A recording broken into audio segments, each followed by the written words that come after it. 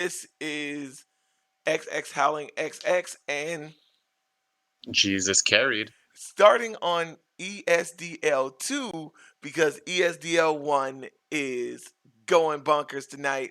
How you guys doing as we present our match for tonight, which is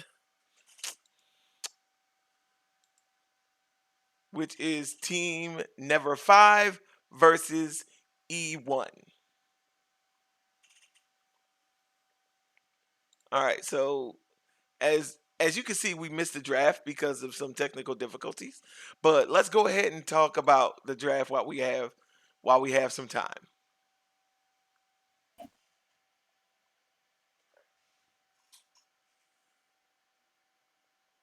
Yep, okay, so look into this. We do have a couple of interesting picks. I'm not sure if there'll be a lane swap on and actually the team on the left is called the Useless Carries. They actually have the Akali placed at with their top laner and the Alawi mid. Right? I'm not sure if they would if they it's because they like maybe that matchup against the Maokai better for the Akali, or maybe they'll swap when the game will start. We'll see about that. Definitely. But I'm really I'm really concerned on the side of the useless carries. Is that's the ones on the right, correct? Well, no, on the right they have the tags. It's that's never five on the right. All right, so Never 5 on the right. They have a lot of AP damage. They got a lot of AP damage. Would definitely make that Zaya of stronger because they're gonna build magic resist to counter the armor. So instead of the armor, they're gonna build magic resist because of the damage. But Lissandra hasn't been working out too well in the mid lane for a lot of people. Yeah, definitely. I mean, she's fallen out of favor. I mean, in the professional leagues and higher elo after the nerfs that she got, I believe, 2 patches ago. Still, I mean, still very useful for her point and click CC on her ultimate, or to be able to stall and save herself. I do see though that Epic Weave actually does have quite a few games on the Lissandra. They banned out his Lux, probably a target ban or just a general ban, and his second most played after that is Lissandra. So definitely comfortable on that champion. Right. And in so a lot of these bans went they went a lot of personal bans here. They went a lot of personals. A lot of them in court. And the jungle ban was definitely personal. Banning the Nico was definitely personal. Nico was another personal ban here. Well, Uh, I mean, definitely. I mean, I Jinx, think Jinx is another personal ban. for sure. I mean, Jinx. A lot of the AD carries in this league are actually I'll have a lot of games on the Jinx, and we've almost seen her permabanned in every single game. Well, she pretty much never goes through. I think at the moment with her range, with the change that they made to the crit items, a very safe and efficient pick, like at any stage in the game. So visibly, nobody wants to see her on the Rift. Right. I wouldn't want to see her either. High damage, very potent, very good. But we're gonna go ahead and get started. We're gonna go Yeah, ahead and get started as we. yeah. I'm actually very curious to see this Ivern play, though. Haven't seen him in a while.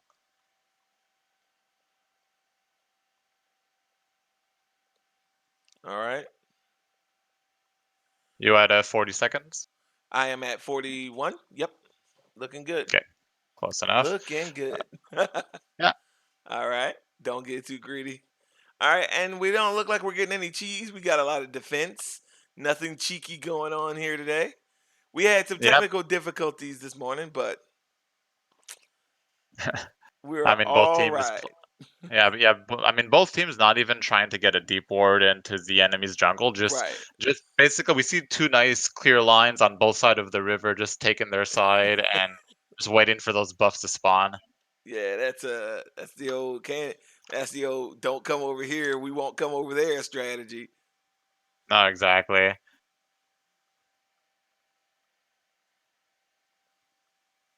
All righty, as they're just gonna go ahead and start the red buff. Akali, is it just a bug, or did Akali forget to buy items?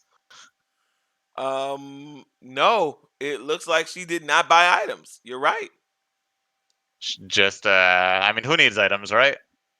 You do. You do at the beginning of the game. That would be nice for you to have. I mean, actually, like this itemless Akali chunking half of Maokai's health at level 1. That is crazy, though. I mean, she's just saving that gold for something better later. Right? just such Did a but didn't damaging. okay, now Maokai's is corrupting Bosch. Now, about to see, did Maokai not buy any items as well? But okay, actually, the Ivern just waddles over to the blue side jungle and steals the blue buff away from Sejuani. They do spot him out though, so they will have the information that he did take Sejuani's blue buff. We'll see if she'll respond though. Alright, and we should have fixed our sound issues. Sorry about that, guys. Had some mediocre sound issues where we can hear us, but not the game. Oh. Got that fixed too. All about being very perseverance when you're on the rift. Good lord! Sejuani actually trying to invade the blue buffs. Not good! Away from her. And she gets collapsed on. And first blood goes over to useless carries. Never That's five, never five. Yeah. Never 5 on the right, useless carries on the left. Alright. I am going to get this together. I'm a little flustered by everything that's going on so far tonight. Alright, Rakan, getting out of there. Yeah, definitely. And plus, I mean, the giving over that that red buff to the ADC on top of it is gonna basically put the back. Oh, got her under the tower. Oh, got one shot off. Yeah, down very bottom. dangerous. Rakan living a dangerous life.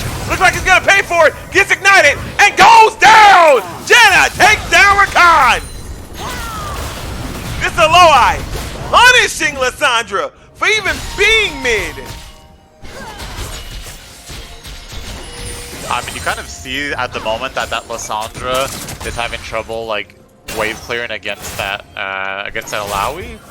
I mean, she's basically losing in CS and just got no mana to try and CS, so Alawi's definitely going to be taking over that mid lane after that. Yeah, it seems to be pretty bad there. That seems to have just gone. That just seemed to have gotten worse and worse. Yeah, because I mean, before with her ult passive, she would basically have like infinite mana sustain with that free ability that she was able to use with her ult passive. Now she's just extremely mana hungry early game. A little bit in danger. Running up. Get caught by the Akali. No. Akali trying. One more. As he walks away. Yeah, I mean, he still had his flash available as well, so he wasn't really in any type of danger, but still getting cut off there just shows that the blue team are aware of what's going on the map. Right, they're really trying to counter Junker. They're trying to shut Iron down before he becomes that monster that he can if he's left alone.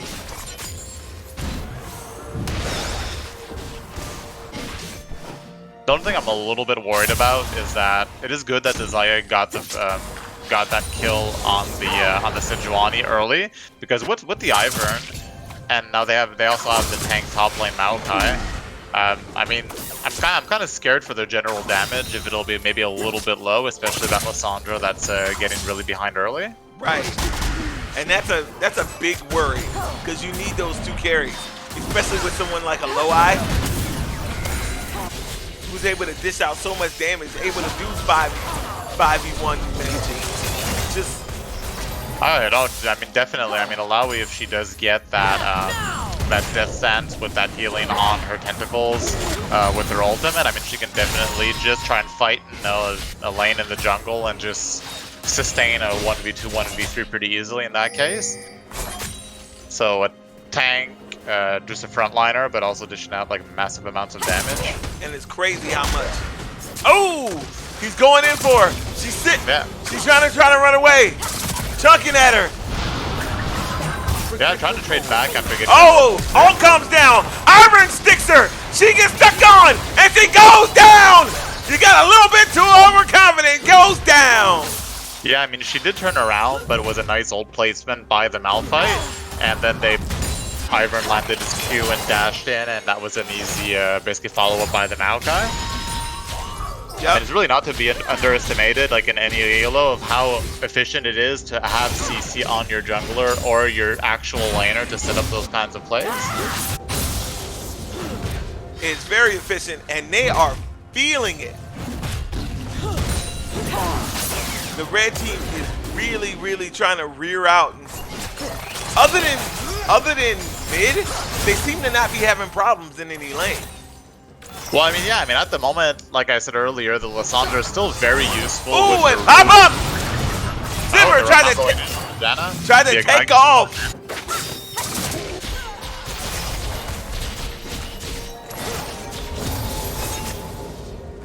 Tried to take her head off.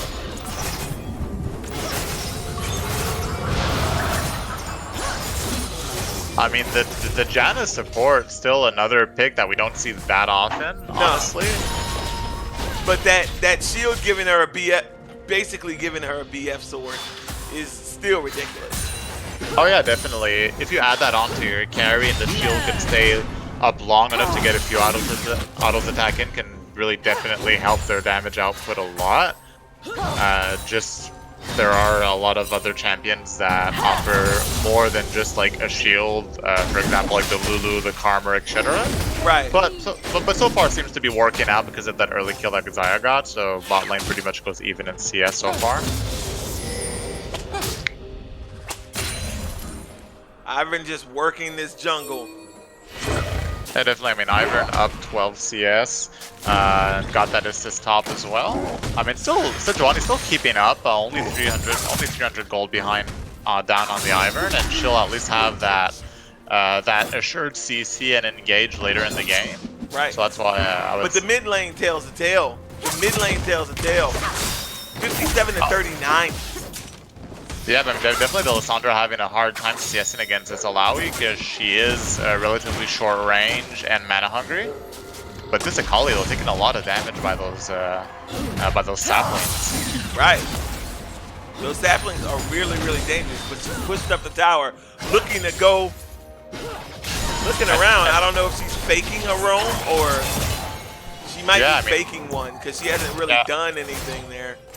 I mean, I believe she took those plants in the jungle and healed up and is going back to lane. But this Maokai with his Cataclysm now will be extremely hard to push out of lane because of his passive, healing. Yeah, what damage! Oh, but that electrocute brought by their Akali though. Yeah, I mean, jumped on her, and again she gets caught. She's running. She's in her shroud. His kill. Ults out. Woo! Shroud saving lives, boy. Yeah, actually, having to use all of her mobility abilities just to actually try and escape, but at least she saves her life and doesn't give another kill over to the Malphite. Malphite, the Maokai. You don't want to give up too many early good kills. But again, the gold lead is going down almost by 2,000, and that's mostly going to be due to the middle alone. Well, I mean, actually, it's actually the red team that's that's ahead at the moment. I mean, mid, despite being down 22 CS, still only 300 gold. But it's really top and bottom that are really getting a good portion of that gold lead. I mean, even though it's pretty much even in CS, that kill and that assist on both the support and the ADC, really big chunk. Small skirmish down bottom, but nothing much to write home about. That Alawi were waiting for you to come home, waiting on you at the doorstep. Did not get much out of it. Yeah, she actually missed her E, which is basically her engage tool to try and to force the person to back or take all that damage while you're proccing her goes, or to just literally fight you. But post 6, you definitely don't want to fight an Alawi in her own tentacles. Correct, because in and around those tentacles is bad. Exactly. I mean, there's only a few, like a really small amount of champions that can actually look and fight her inner tentacles to get that E proc away, so they won't have to. Jumped in. We got a huge skirmish going. Sejuani rushes in. And Zyra just using that. Look how they use that bush to go in between and cancel out auto attacks. Stopping that. That was genius. I mean, yeah, very good. Absolutely genius. It actually got a really nice rake with her E on all three members. Using freeze to stop her from hitting, but still take that damage for those tentacles. Yeah, see, that's exactly what we're talking about. She lands one E and even tried to fight her for the whole duration and still lost the trade. So it just goes to show how much that hurts, like trying to fight her in her own tentacles. This Maokai doing damage. She's running around that shroud, throwing another one out. Maokai sees her, goes in for her, pushes her back. Here comes the ultimate. As she just moves out of the way, jumps back on her.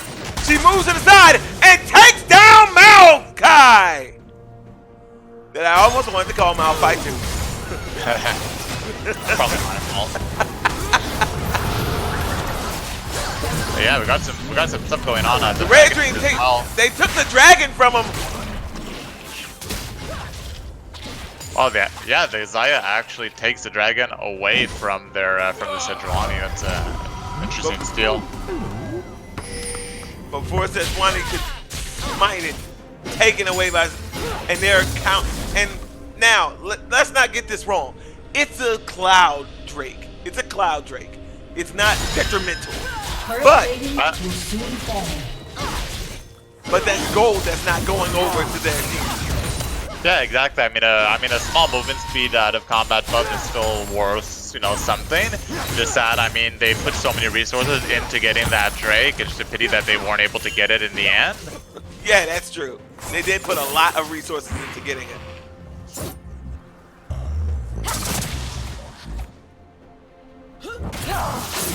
I mean, I'm not even sure exactly. I'm watching the replay, and I believe that the Xayah kind of like blindly used her E to rake back her feathers and stole it.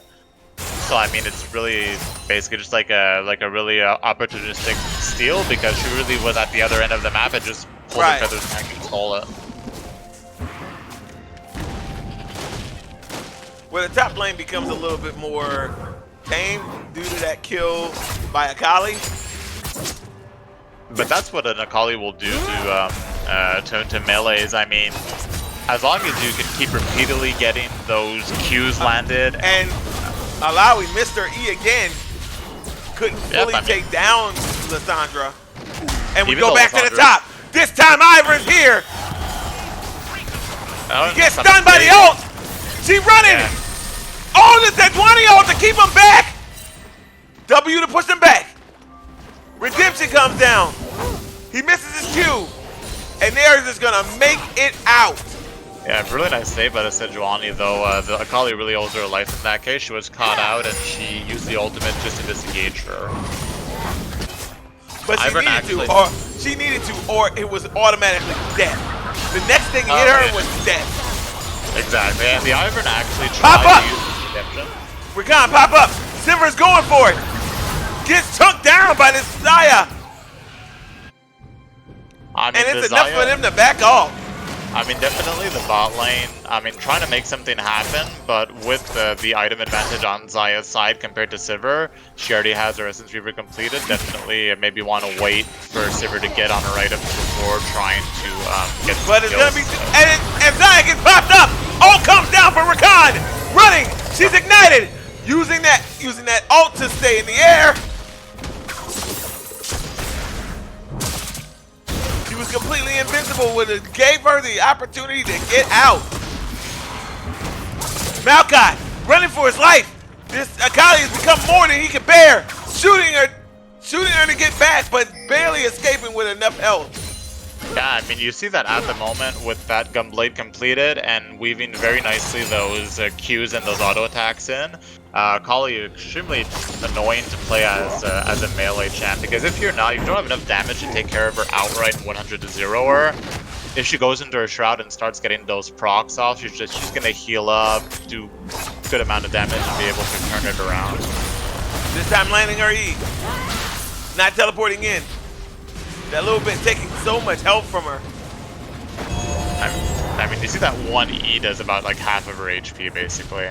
If she can get all of her, all of the HP down from that, from the ghost basically, of whoever she grabs.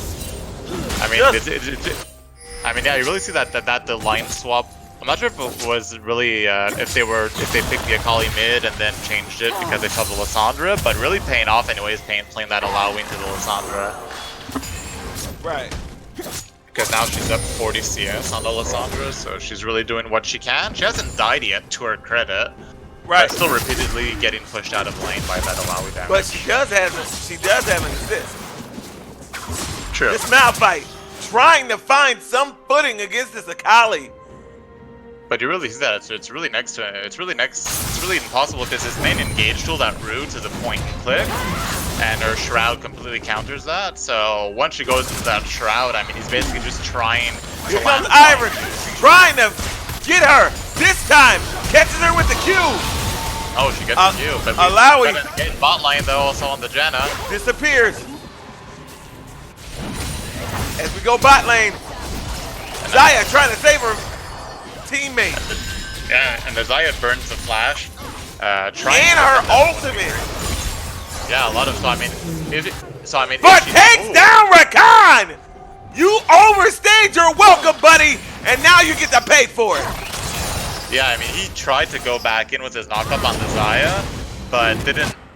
Maybe I'm not sure if it wasn't up or he didn't have time to do it, but didn't immediately E back to the Sivir after missing his knockup, so it was an easy. He might have been out of range.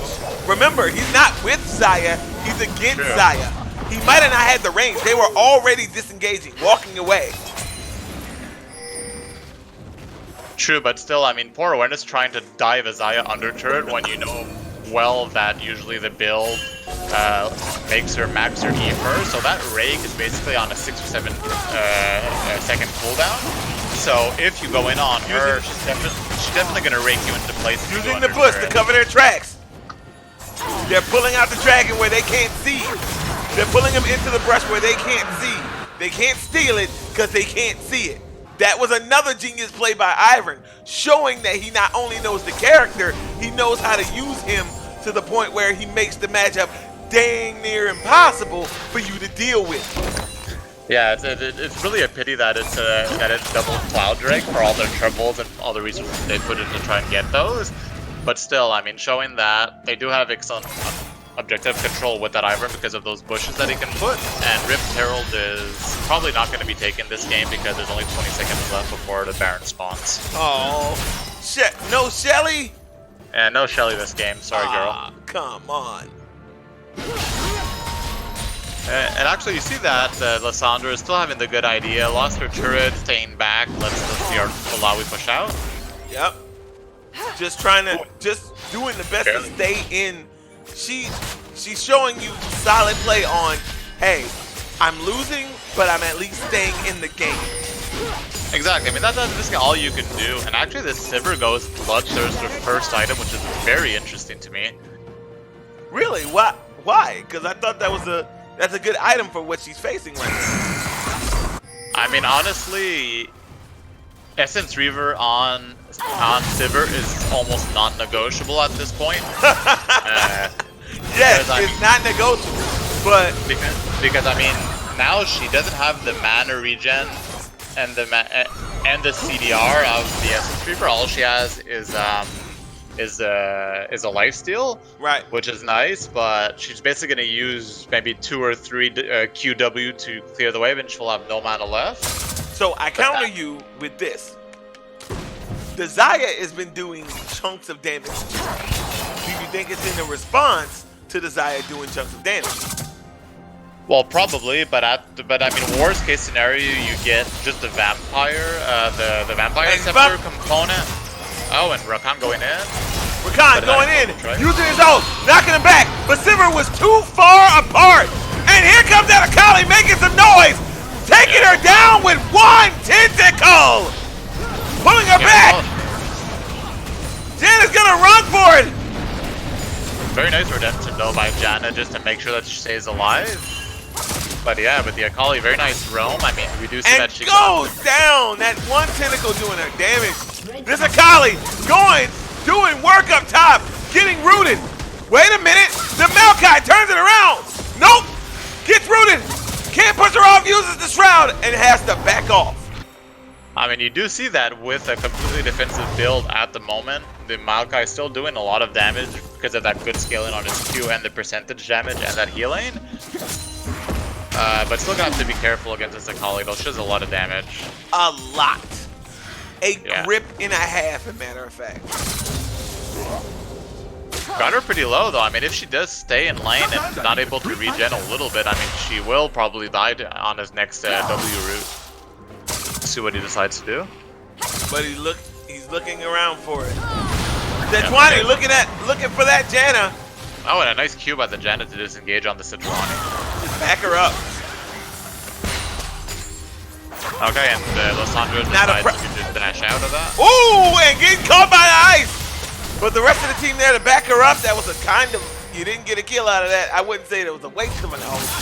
But yeah, I mean, she tried it, but with no backup, and the allow is pretty far away. I mean, not exactly sure how they planned on getting that, but yeah. Not sure at all how that was supposed to play out, but we're going forward into the matchup. Yeah, but now red team actually sieging mid as 4, but the Alawi having a lot of weight. They're just slams 1 Q and does basically the whole way. But blue turret, blue team trying to trade the top turret for it actually, and we'll get it. So yeah, this is classic. You gotta roam mid. Now the only thing that blue needs to do is not to die, and that'll be a good payment for them roaming around. They got nothing. Definitely. I mean it's basically, we see this a lot in low reload. I mean, red team just trying to A-ram it down their throats mid, but at this point, and here comes that off from Maokai. What an engage tool, jumping on him, but they're inside of.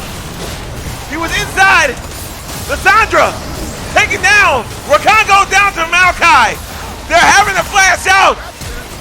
Going through the bush, Akali caught on the wrong side and gets taken down too. Maokai not caring about the turret. Sivir throwing her best, but can't make a kill. That's 2 going over. Yeah, that's actually a 3 for 0 for Never 5 side. I mean, you do see that Xayah was pretty much low health, but was doing a lot of damage there on the back line compared to the Sivir that was just so far back, wasn't able to do much. Probably that also, that Bloodthirster hurting her damage output a little bit in the fights because she was during that whole fight. Yeah. Yeah, so that's what we were talking about earlier. I mean, goes super fast without that retriever. And you see that the Xayah doing the Infernal with her team, still full mana basically. I mean, that Sivir does really needs those ricochets and those Qs in a fight to get her damage output out there to be somewhere close to the Xayah. But yeah.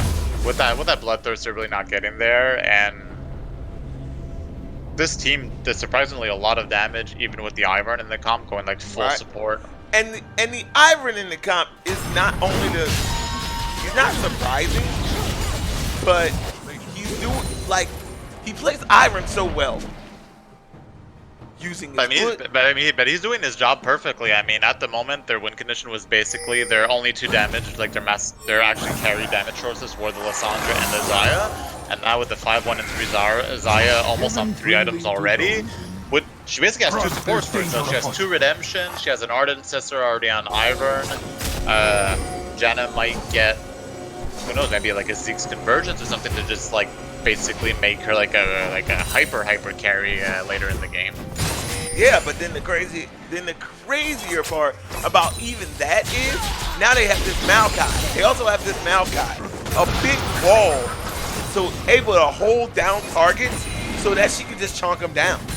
Oh, definitely, and even if all that fails, the Ivern healing for her, the Maokai, and Akali caught on her own side of the field, using Shroud, barely getting away, and we're gonna fight this. Oh, and that ult comes down. That ult combo comes down and takes out half the team. They're running for their lives. Never 5. Ivern comes down. His ult comes down, but blue team looking for blood. But they're trying to back out. Now they turn it around as Malcolm Makai goes back in. They chunk down to Sejuani. She's low. They're running for him. And the TP coming in. That Akali TP coming in on the side. But it's enough to back them up. Yeah, and they actually just disengage instead. Akali caught out. But they did it. I mean, Akali did get caught out, but you see that they turned with the Sejuani and the Ilaoi ultimate. And as soon as the Xayah wasn't able to free fire on the back line, they basically got obliterated in that fight. Jesus!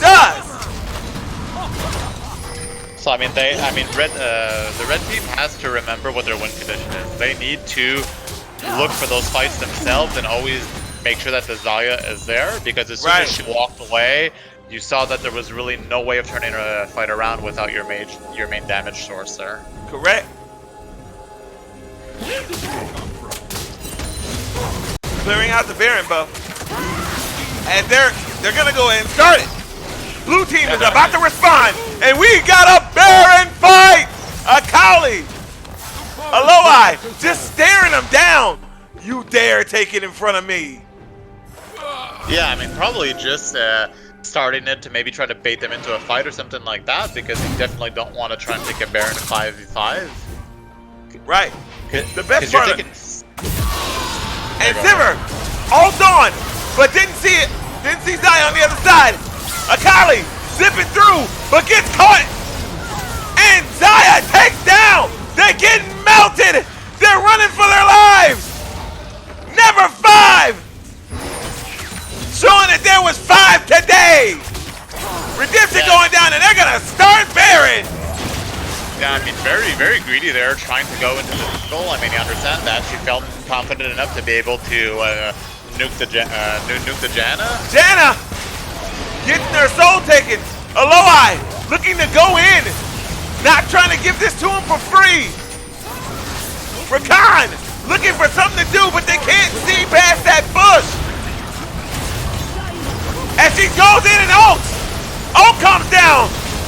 The Baron gets sealed up, but Akali's doing Ilaoi is doing so much damage inside there. Sejuani gets taken down. Was it? And never 5 stays 5 as they take Baron that goes home. I mean, you see those tentacles just on our own doing so much work. If they would get another decisive engage, but like they did couldn't see. Like, that's the goal of the Ivern. Like, if she was able to see in there to see what her damage was touching and how low they were, she would know how much to engage. You can gauge on, okay, I can go full in and be okay. But you can't see. There's a bush right there. Yeah, there's like 5 bushes just like around the Baron. So that is a good point. You can't see what your damage is doing. You don't see where the enemy team is. You don't see how many of them are in that bush. You can see the ones around, but you're guessing. You know what I'm saying? You're absolutely guessing on what you're hitting.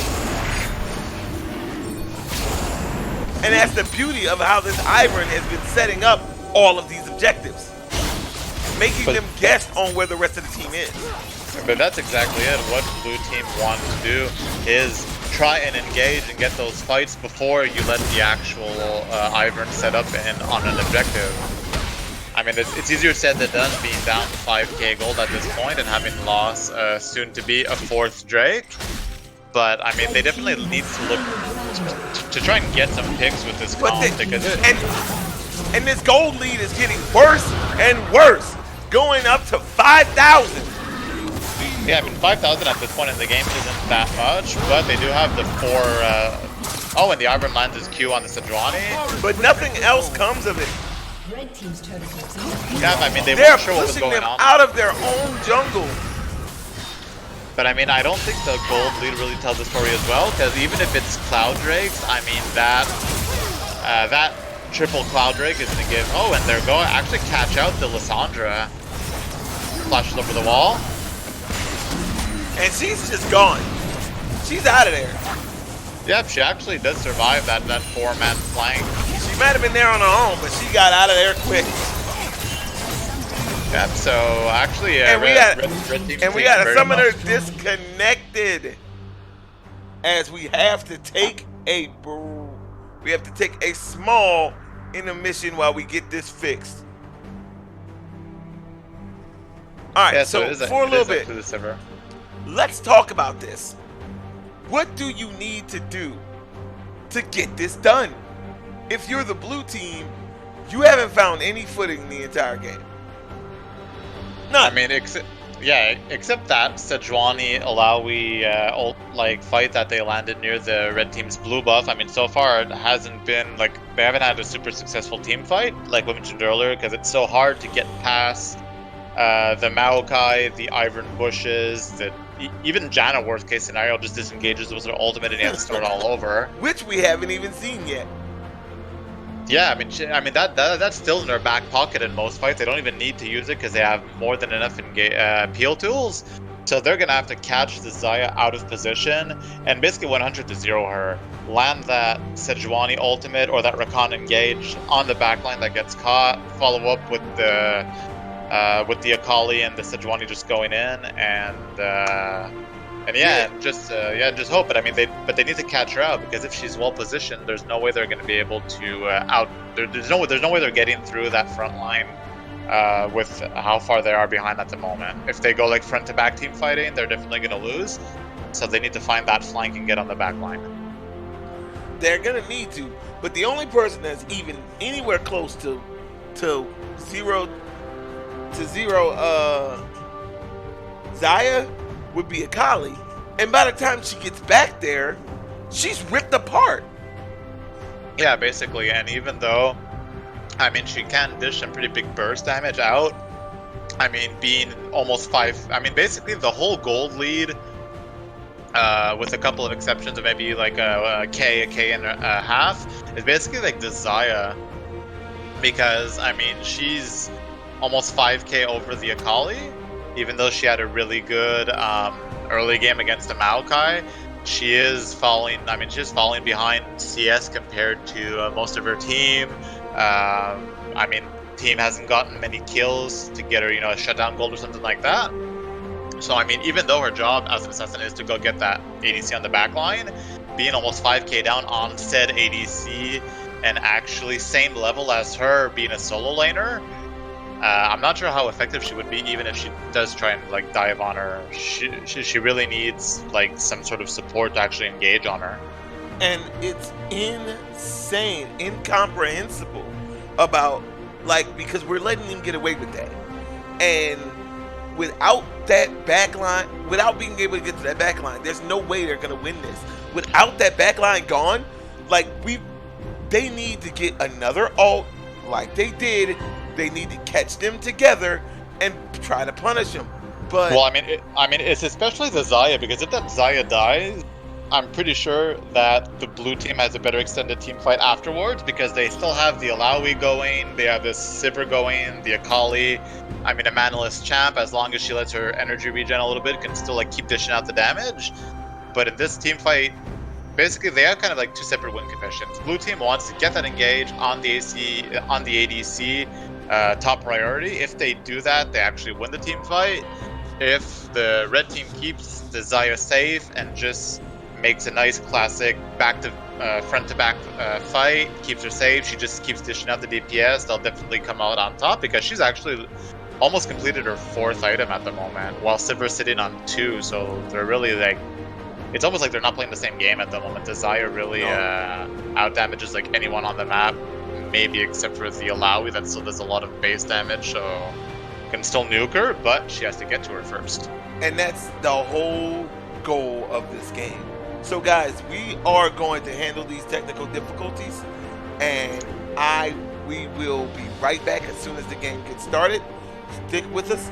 We will be right back.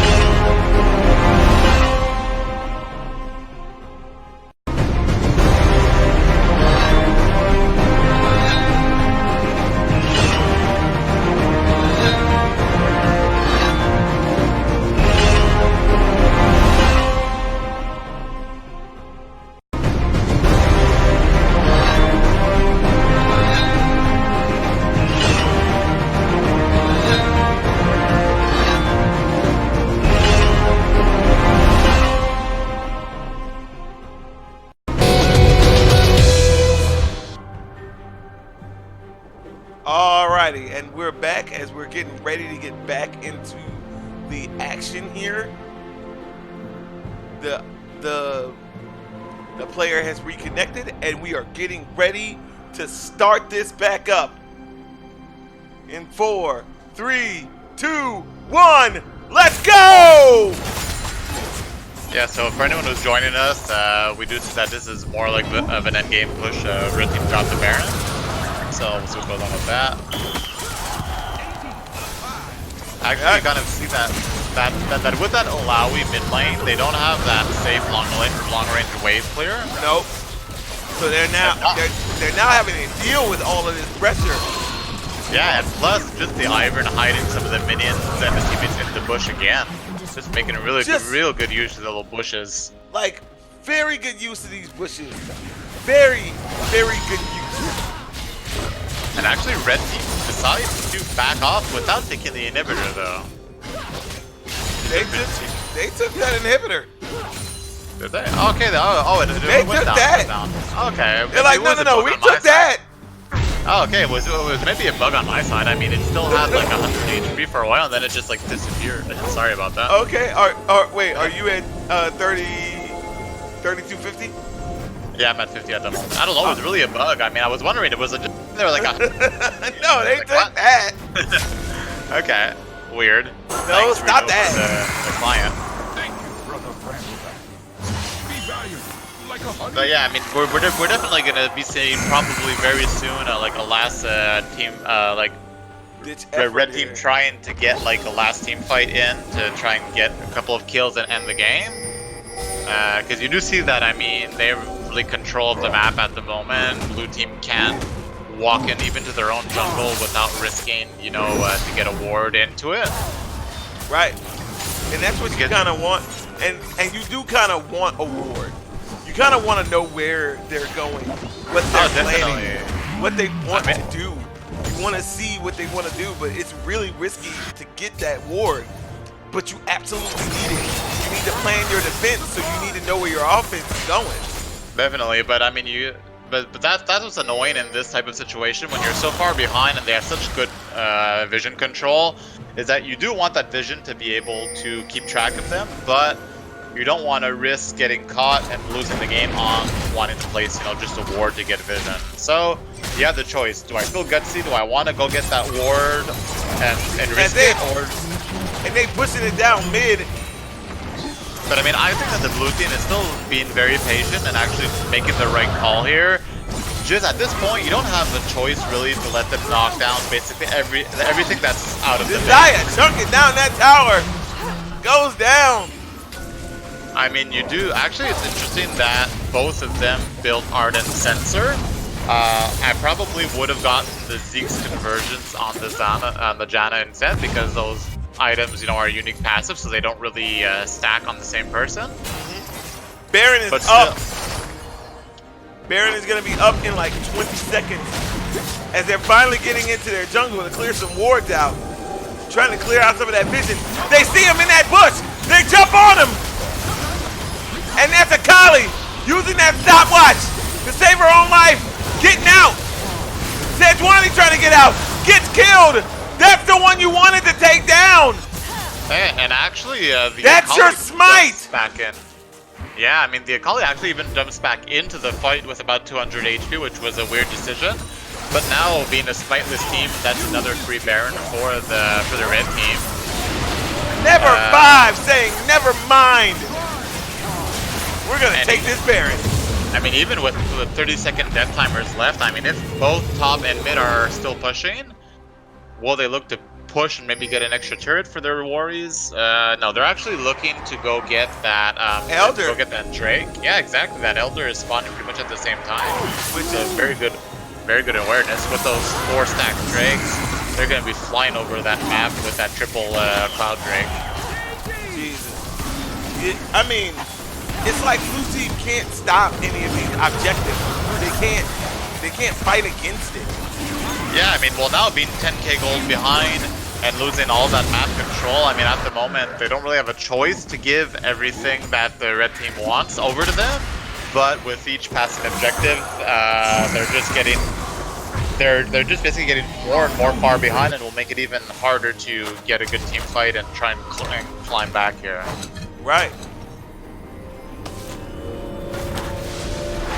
Because I mean, this is the hard part of playing from behind, is that you have to make it eventually a kind of like all-in move that it's go big or go home. You try to get that last, chance. So this is looking pretty much where it's going at the moment. With Infernal and Baron, the red team are basically win team fights, win a siege situation. So yeah, they're really gonna need a small miracle hero to even just win like a team fight to try and get a little bit of pressure back on the map. You have to do something. Like Exactly. the point is, you can't. It's now or never. If you keep being passive, you're not gonna make any moves. You're just gonna die, you're gonna not lose your making base, moves. basically. Yeah, they're just gonna eventually take your Nexus, and you won't have done anything. So if you're gonna make a move, you're gonna make a play, you're gonna look to get someone caught out, it would be now. But this Xayah doing a very good job of staying exactly where she needs to be, away from everyone. Exactly, and they actually just tried it. Look, I mean, you tried, but you see that this Akali just getting burned by one ability in the minions and down to about. But then what they failed to realize is they're just getting the rest of that base ran in. Yeah, exactly. That Maokai was a distraction. Yeah, he was a bait. He was a bait. Put that boy on the fishing hook. He was bait. And you see now a very nice rotation by the red team, just going the red team going mid. Boom. You can't cover it all. Your 10K go behind. You can't cover everywhere. That Iron now using bushes to keep your vision limited inside of your own base. Basically a jungle in your own base. It's just getting worse and worse. That Xayah just chunks the Sivir and the Lissandra W's into like Exploder. And now in a 4v5 down. Baron. Redemption comes down. And she dies to Janna. All comes down. And they just wiped them off the planet. Only losing one in the process. Never 5 is taking this one home at 38 minutes. Yeah, I mean, actually, a clean ace at the end. You do see that those double redemptions, though, just healed up all of the damage that the other team tried to do in that last fight. It just goes to show it's really detrimental the way things play out. And it has everything to do with what you mentioned before. And what you mentioned at the start was when Sivir built that Bloodthirster instead of the Essence Reaver first, usually. Right, the Essence Reaver, she didn't have enough damage in that first fight to do what Sivir normally does. No, exactly. I mean, if you look at the damages, of course they were behind pretty much all games. So sometimes it's hard to determine just by damage charts alone. But the Sivir really under of what she would have liked to contribute as damage in the team fights, definitely. And Sivir is kind of the champ that, I mean, she went 0-3 and 2. She didn't feed by any means or do really, really bad. It's just that the Sivir is really like a late game carry. She really wants to go and get that 3 and 4 crit item power spike as fast as possible to really get online and then become just a team fight monster with those crit ricochets going around in the fight. But using that Bloodthirster first really delayed all that. Plus the fact that the team fell behind pretty early and weren't able to get back on track at that point. Basically, I mean, right. It just went all down. It just went all downhill from there. I think that's a very, very well played by the other team. We have to give them credit keeping that Xayah safe all game. Yeah. Not Xayah getting her caught out. Once. She didn't get caught out once. Exactly, and plus the Xayah also still a very safe pick, even if you are behind, because you still have that disengage tool with your ultimate to stay safe, just for that extra few seconds of invulnerability while you're floating through the air. So I mean, Right. at this point, like we mentioned earlier, with all that peel on the front line, with the Ivern, the Ivern helping you with bushes to stay in stealth, the Right. Maokai, even the Janna like shielding you and disengaging for you, plus your own ultimate to disengage. I mean, she was basically never really in danger in almost any team fight during the whole game. I mean, they tried.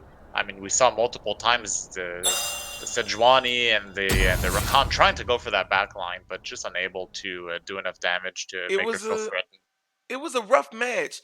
It was a rough match. Now let's talk about what we want to see from them. What do we want to see from them coming into this game? Well, I mean, it is. I mean, it is a little bit hard to determine exactly what went wrong because I mean, if you look at the scores, I mean, nobody went 0 and like went 0 and 10. I mean, they Right. all kind of. But that's the thing; they all did kind of meh, maybe except for the Ilawi that really dominated her lane. But the Lissandra kind of responded with just playing super safe, was giving up CS just to not die and stay relevant in the game.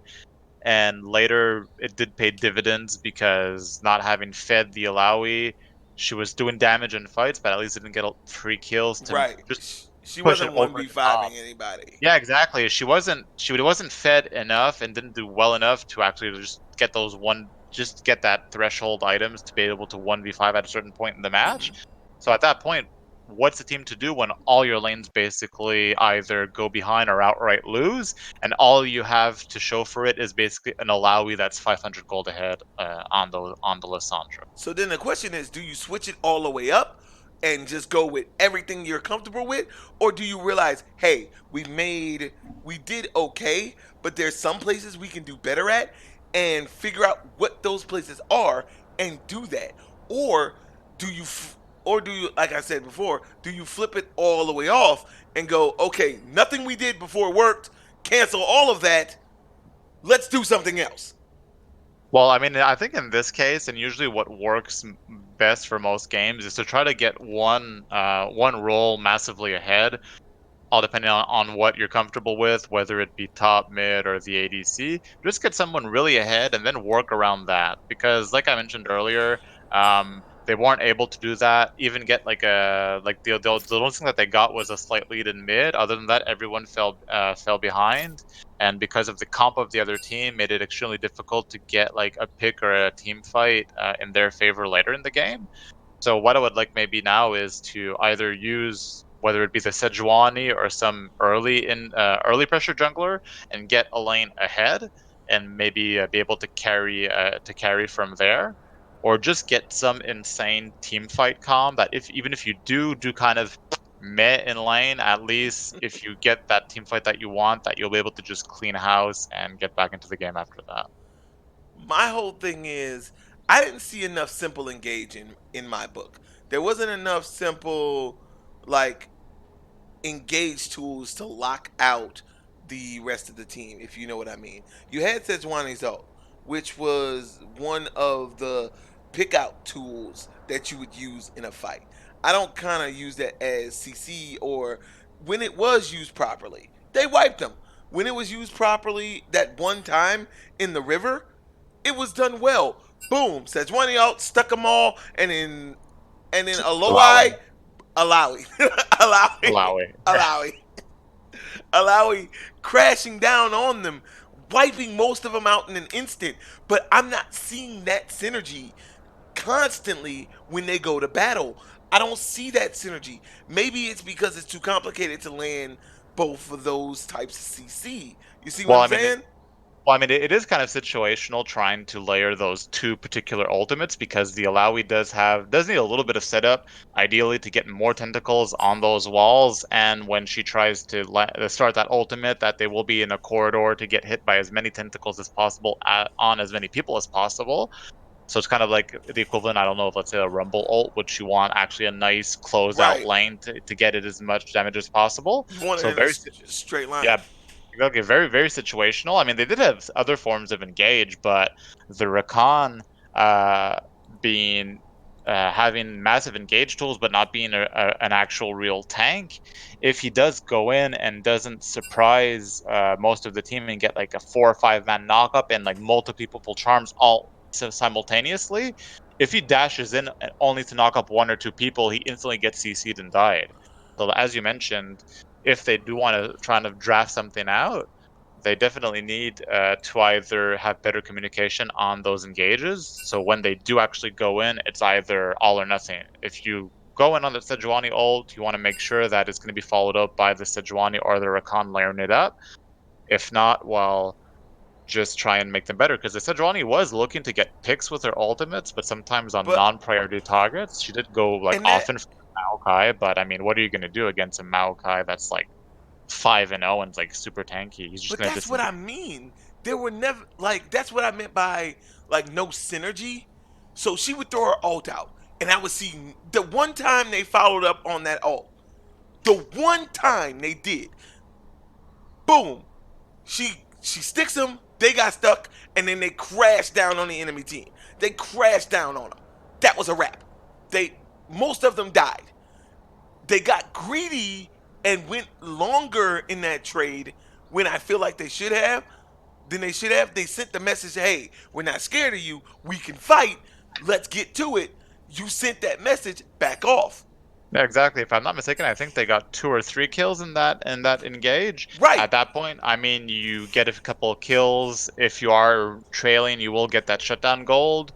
So you use that fact that now you're outnumbering your enemy. You go get pushes in lane. If there's turrets, like an outer turret to be taken, you take it. And right, when you're behind, that's how you want to play it out. You want to try and use your win condition in team fights to get the fight that you need, and then take something. You can't take something, get overconfident, and then lose whatever little advantage you just got back for yourself all and have to start all over again. Because I mean, a game only goes on for so long, and there's only so many opportunities you'll get to actually make a play like that. right. And you made one. But what I felt was there wasn't enough of those team synergy plays. You see what Oh, I'm saying? definitely. There wasn't Yeah, definitely. enough of that It was that where, one time. It was that one time, and they didn't replicate it for the rest of the right, game. Like I mentioned earlier, I mean, trying to get those picks with the Sejuani ult. I mean, it's all. I mean, you do see someone alone, and it's kind of instinctive. You want to try. Oh, he's alone. I'll try and pick him off. But if it's the Maokai, if it's like even like the Ivan or something that was getting pretty tanky towards the end with his Warmogs, I mean, best case scenario, you blow the Sejuani ultimate, you blow a flash or two, try and like get him down. But at the end of the day, if the enemy team is lurking around the corner, or even if they decide when they're far ahead to fight you 4v5 after that, you just use so many resources to get one person. They might, be able to clean you up if they have all their resources available to fight you afterwards. So it's kind of you have right. to you have to balance out of what you're going to use at what cost and what you're actually getting for that. But what I'm saying is for for that team, their win condition was too hard. Their win condition was to get them in an isolated set, right? Was to get them in an isolated set and then ult on top of them twice while they practically stood still. You see what I'm saying? Hmm. If they didn't stand still or in a very close area, your win condition, terrible. Completely hard to do. Absolutely terrible. I don't know if you know this as a friend. I'm gonna tell you as a friend. This was a terrible way to win. You had one goal, and that was to get them together, smash them down, and run off with the game. But you couldn't do that. While their win condition was simply protect Zaya. Game. Yeah, basically, of course, at that point, I mean, there are team compositions and game plans and win conditions that are a lot easier to put in place and to actually win off, and are a lot easier to execute. I mean, in their case, I mean, trying like I mean, in any situation, playing an assassin and kind of playing the game of we'll try and engage, get the assassin to the back line, and try and like nuke someone. I mean, it takes micromanagement to actually pull off all the mechanics to get to that point in a team fight. Also takes macro to actually set up that, get vision, behind them to try ideally Mm-hmm. flank and stuff. But other team, easy, just protect Azaya, just That's put it. shields on her, That's it. heal for her. I That's mean, try it. So at that point, when you get behind on the kind of comp that you want to try and do something fancy, get to the backline and all that, if you get behind at that point, people just close their eyes, press their buttons to shield Isaiah and let her do her job, and she'll just like steamroll the fight every time at that point. And that's exactly what we saw. So if I were to say anything, they didn't lose this gameplay wise. They lost the last game in the drafting phase. They lost it in the drafting phase where they didn't seem to have a cohesive team comp of what they wanted to do, what they wanted out of the game. Well, I mean, they kind of, I mean, they did have a plan. It's just that the other team did well to kind of like counter their plan with a lot of disengage tools to be able to protect the ADC. Just that, I mean, it didn't help that, like I mentioned earlier, that most of their lanes fell behind or Right. outright lost. So at that point, if you have the inferior, if you kind of get countered as a just general team fight strategy, and plus if everyone is behind on gold, at that point, like I said earlier, you have the more complicated team fight to execute. You're behind on items. You're basically only saving grace. That might be a threat to the Zai is now 5k gold behind later in the game with 2 items, with basically a Zonia's and a Gunblade, while she has like quadruple crit items that she can basically like 3-shot the Akali if she ever gets close to her. Yeah, that I was mean, at that bad. point, and plus, worst case scenario, I mean, even if the team ignores the Zaya for just a split second and she gets engaged on, she just R's is 2 seconds in the air, and then they turn around and say, "Oh, here's the Akali. Let's just kill her." And that's the bad part. So that's just the tip of where that went wrong. So that's where I'm saying you when you draft a plan, for me, simple is always better. But here's the thing that they didn't realize. A smart man once said, when everyone's got a plan till you get punched in the mouth. Does your plan work once you get punched in the mouth? So you could And not, punch that other team in the mouth. You could punch them in the mouth all you want to. Go ahead, punch them. Punch them as much as you want because their game plan is so simple. No matter how much you punch them, they can't mess it up. You cannot mess that game plan up. yeah, exactly. I mean, You unless can't. you Yeah, like I mean, the only situation protect a carry comp doesn't work is if that carry gets camped and is underwhelming all game. At that point, basically, that's the only thing because like I mentioned earlier, my worry with their comp initially was lacking of damage because I mean they did have the Ivern. Super utility based, great team fighter, gives Right. a lot to the team. But I mean, as damage wise, like But look nothing at at what all. Ivan bought.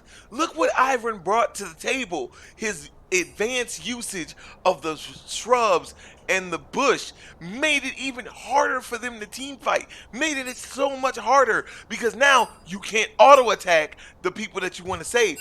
All Zaya has to do is now sit in the bush and throw stuff at it. But Yeah, none of and that actually, matters because we're getting into game number 2 of this showdown. yep, we'll see how the teams adjust to this. Um, so we'll get into the draft immediately. Orin, Sim- gone. Yep, actually, the Ornn was also banned in the first game. So probably someone that has a lot of Ornn experience that they really don't want to see because he's not typically a champ that you see picked or banned very often. No, not at all. Not at all. Unless you're really focused on your late game and you don't want those extra items. And that Zaya is out of here. Way too tough to kill, especially with enough people protecting her. And that ultimate, that's way too much to deal with. Get her out of here. Yeah, definitely. But I mean, even if they do ban out the Zaya, it'll be interesting to see if Team Never 5 do go towards the same style of comp. If they'll still go kind of like peeling, like protect the AD carry. I mean, there are other hyper carries that can do very well in that kind of comp. I'm thinking about, I mean, you can buff up either a Twitch, if they don't ban the Jinx this time around, Right? Vayne, even if for some reason this guy plays Kog'Maw, I mean, you can. That was like super potent at one point. Just pick the Lulu So and like. Lux is gone. Valkaz is gone. Nico is gone. Yeah, so a lot of target bans going towards, actually a little bit around the table. We got some mid, we got some, they're Yeah, going for the Maokai again. The Maokai didn't do bad. Yeah, Oh, Renekton. Yep, so I mean, definitely going to try and put some pressure on the Maokai. Not that the Akali didn't put pressure on him in the lane, was actually doing very, very well, but let loose But now that this time. Renekton, no, that shield buster mechanic, and that Ivern didn't get banned away. What? Oh, and they give him back the armor? So Lissandra heading yeah, to the mid again. I mean, we basically have exactly the same comp this time. I mean, these guys aren't afraid to pick exactly what they were. I mean, if it's not broken, I mean, why change it? And we have Alawi going into this Lissandra. Covering the Alawi. I mean, this time. Are they gonna do that again? Wait a minute! They switch it up. It's Cassiopeia.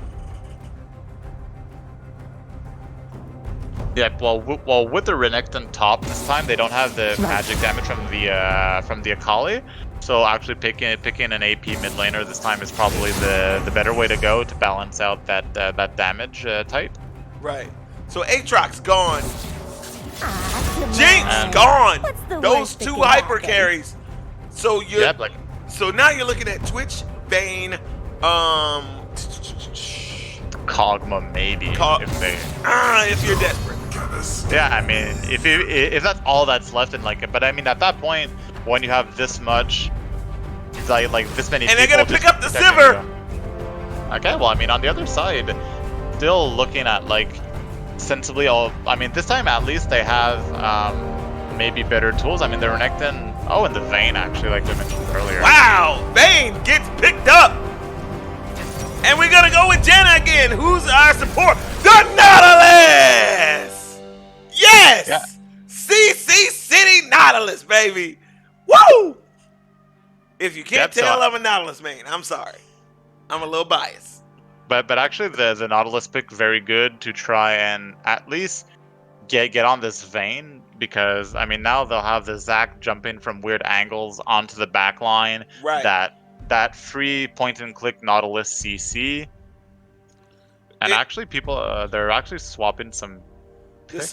They're swapping some lanes around, but it's nothing dire. I'm guessing they're just swapping people who's playing who, which is smart. Which is smart to do. Yeah, so at this point, I mean, they still have that hyper carry in the ADC position on Team Never 5. Right. Exact same composition. Just you swap out the Xayah for the Vayne. Both have self-peeling tools. The Vayne very tricky if she starts tumbling during her ultimate. If you don't lock her down immediately, can literally just run around a fight and invisible 75% of the time. So yeah, counters actually pretty well.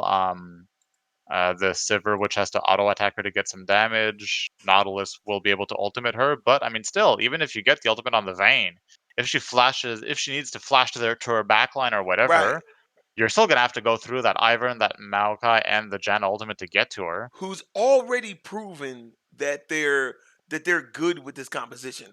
I wanted to see this team ban one of those options away. Like ban one of the whatever his primary jungle is. Hopefully Iron is not his primary jungle, because if this is his secondary jungle, I would hate to see this guy on his primary. Period. Well, actually, from what I can see here, I mean, Frogboy seems to flex a lot positions. I mean, he seems to play almost every role. He has a lot of games on almost every role. He does actually seem to play top and support quite a lot, so it doesn't seem to be a jungle main. But from what I see here, is the highest the highest solo queue ranked player in the game. So probably using that general knowledge of the game to still be effective on a pick that maybe is a little bit less used to playing. Right. But if you've already seen what he can do, he was terrible. He was terrifying for you. So terrifying, in fact, that he prevented you from getting objectives. He kept you off and away from his carry by just putting down bushes, getting her away from you, keeping her completely away from you. Why not get rid of it? It was one of your weak points. unless you found a way to play around it. Maybe they thinking that this Zac, a little bit more aggressive, they can take down this Ivern. Maybe he's a little bit more aggressive. He gets into the jungle a little bit, knocks him around. Yeah, well, I mean, the Zac does give that kind of that early game playmaking that I mentioned. Once you get like once you hit like level 4 or 5 and have a couple of points in your elastic slingshot, can really come from miles away in really particular angles to kind of catch people off guard, and maybe like I mentioned earlier, to potentially try and snowball one of your lanes out of control to be able to try and carry the game and be a threat to the other team. But another thing that could have been also very good against an Ivern, especially, is getting one of those very strong early game skirmish junglers, like maybe playing a J4 or a Lee Sin or something like that. I'm not sure. Mm. I'm not sure if Spurring does play that, but then getting constantly in Ivern's face, not letting him shine, which is basically in team fights, and helping his team out with his support items, with his shields, with Daisy just being a meat shield, basically. That could have been also another solution, maybe to try and shut this Ivern down. But I mean, we'll get into the game and we'll see how all of this pans out. We definitely want to see how well this pans out, and it's getting, it's real curious on how this goes down in one way or another. If you know, again, I'm just really, really surprised that they really let him through a second time. But this Renekton is my is one of my top picks right now because of that shield breaker mechanic that they've added to the game. Yep, very true. Of course, the Renekton with the shield breaker on his empowered W, I believe. I mean, they're looking. I mean, they have the Janna shield, the Ivern shield. So I mean, definitely with the Renekton, that completely counters that. So even if you do try and shield one of your squishies with the Ivern, even if the Ivern tries to shield himself with his abilities with Janna, whoever she chooses, if that Renekton does get the engage on that person, we'll just obliterate that shield. And we all know that Renekton gets a little bit ahead, really has a potential to 100 to 0 you, while still keeping that tankiness in his kit. Alrighty, and as the matchup begins and we get right into it.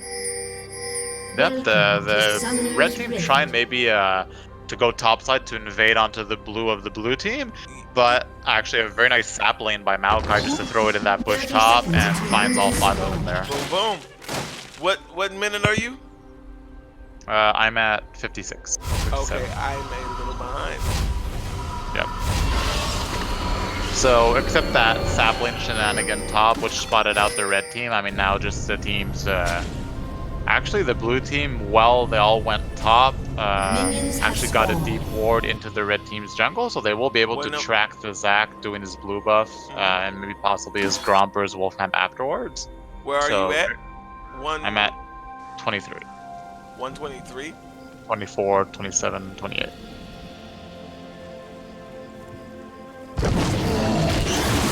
30? 34 at the moment. 38.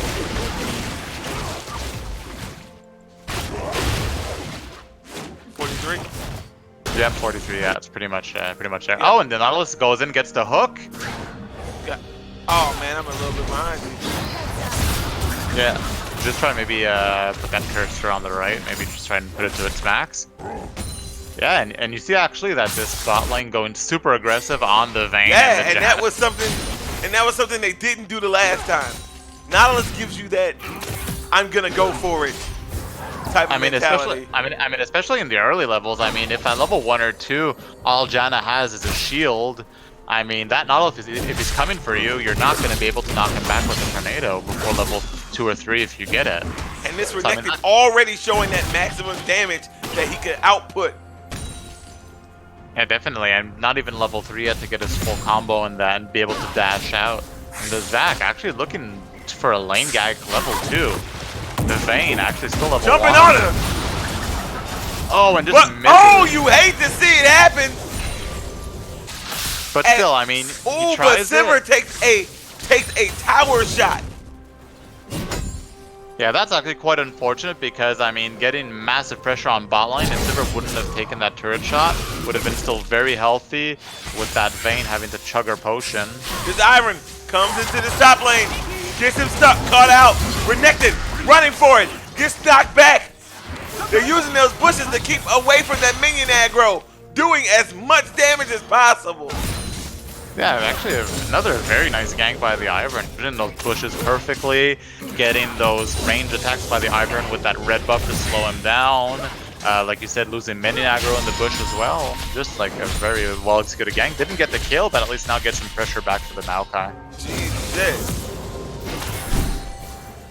The Sivir making her pay for walking up to those minions. That's what you want to do when you're playing aggressive. Walk up, throw some auto, make her pay for trying to get these minions.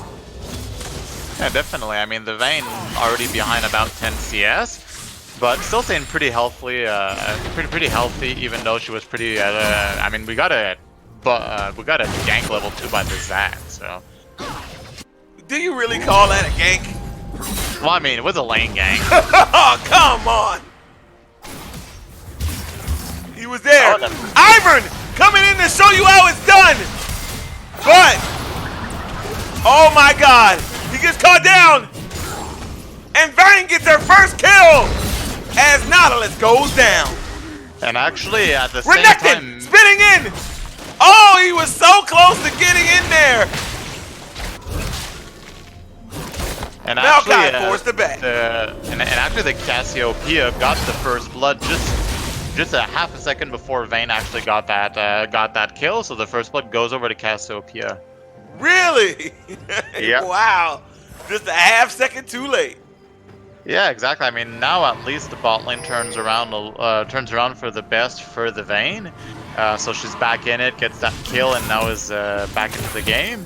But still, this Cassiopeia showing the Lissandra why she's probably not picked a little bit more, because Lissandra dying to the Cassiopeia, falling behind in lane once again. Right. And you know those So- but this time oh, and Nautilus goes in for her! Sivir! Oh, the flash The in! ignite! The ignite! Doesn't kill her! She walks away with a sliver! Yeah, that Vayne living with actually 4 HP. Lord! You hate to see that! You wish she gets struck by a rock right now! That was such a great aggressive play by Nautilus. If Sivir just was one step closer. One last auto would have done it, but Yup, yeah, but at least one and auto. they'll probably actually get maybe. Oh, are they leaving? Yeah, they're actually leaving. They probably could have gotten another turret plate for that. So at least after that unfortunate kill on the given over to the Vayne, trying to get something back. Right. And this Vayne actually gonna lose a good amount of CS and XP on that. So re-evening out bot lane. Meanwhile, actually, this Renekton after that Ivern gank actually getting pressured heavily by this Maokai. Very, very, very much. It looks like that whole lane has turned around. Definitely seems to have trouble at the moment keeping up with that wave clear and the pressure. Right. But still, I mean, we all know that this Renekton will have to try and step it up and get something for himself, because not a champion that plays extremely well from behind. He really needs to be the lane bully. Now, Cassiopeia with her. Oh! Blast in! Ivern there to put the pressure on, but gets stoned! Hurt! And then Zac comes in! She's throwing from the back line! Zac's gonna run away! Zac saving Cassiopeia's life! Yeah, actually tried to get in there, missed his Q to sling back both people to maybe let the Cassiopeia get some more damage done. But all in all, no one dies, so both junglers coming in at the right time for their respectful ganks. And they're clearing out wards and everything of that nature. Yeah, and actually Cassiopeia, recognizing that it is a cannon wave, decides not to go back. Good recognition. Good lane recognition. We like that. Yeah. We like those. And this Sivir. Yeah, Here comes Vayne. Vayne with the red buff, actually. Vayne went up and took red buff. Yeah, she actually took the red buff away from the Ivern, or he maybe took it for himself, and there was that lingering. Oh, but here we go. As he takes takes the buff and walks away. You can't chase him when you can't see him.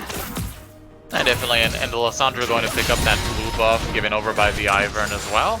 So yeah, I actually forgot there was an Ivern on the team, so the Vayne just going to get the aura of the buff that Ivern took for himself. So that is also another power of the Ivern. I mean, you basically, after level 3, your laners get buffs immediately available after that. So even if the Ivern just fall a little bit behind... Maokai goes in after Renekton built this Fury. I thought he was going to go in, now he got to do it. And he did go in, but here comes this Ivern again! Stuck! Sivir ulted Nautilus out, stuck! gets the Nautilus. Nautilus only level 5 Barely!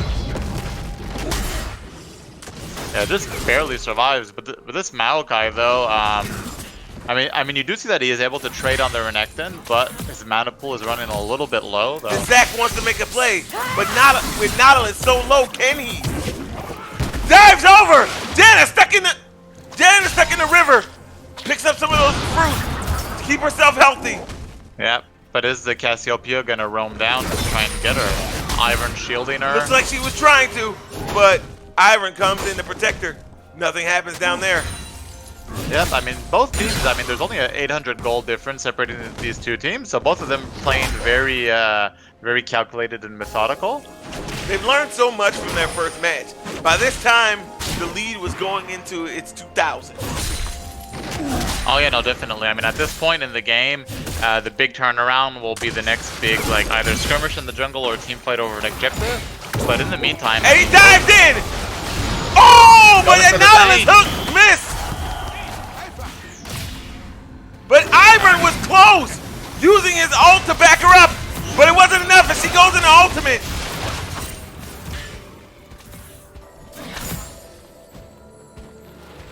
And actually, Zach had to expend his flash to flash out of that bad situation. Still tried to make a play. I mean, I'm looking at what I'm seeing from the Zach. Just not able to land all those CC components of his kit to try to lock him down faster. Right. I mean, he lands his E, but misses scooping him back with the ultimate up and landing that Q to pull her back. So, I mean, to any people that want to pick up Zach or that are looking to do better on Zach, I mean, it's really critical to be 100% comfortable on that champion to learn his abilities, and you really need to land all that CC. Because one knockup isn't gonna be sufficient, because it's a pretty short knockup on Zach. Yeah, but they were deep underneath their turret.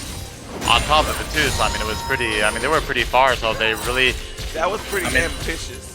Yeah, plus, I mean, the Sivir really excels at chasing down a team with her ultimate, so when there's no more place to chase down since you're at their turret, you kind of take away from what your team will excel at in those kinds of fights. But regardless, in the meantime, I mean, both teams seem to be happy just farming up their lanes. Still only says golden separate. Trying to go in, but I mean, with the Conqueror and the healing on his Q... Zach! Trying it again! Flashing out its Vayne! Oh, and the Janna disengages, gets rooted by the Nautilus. Oh wow! But this time the Vayne! Ulting! Shooting her down! Zach goes down! But his little minis are everywhere!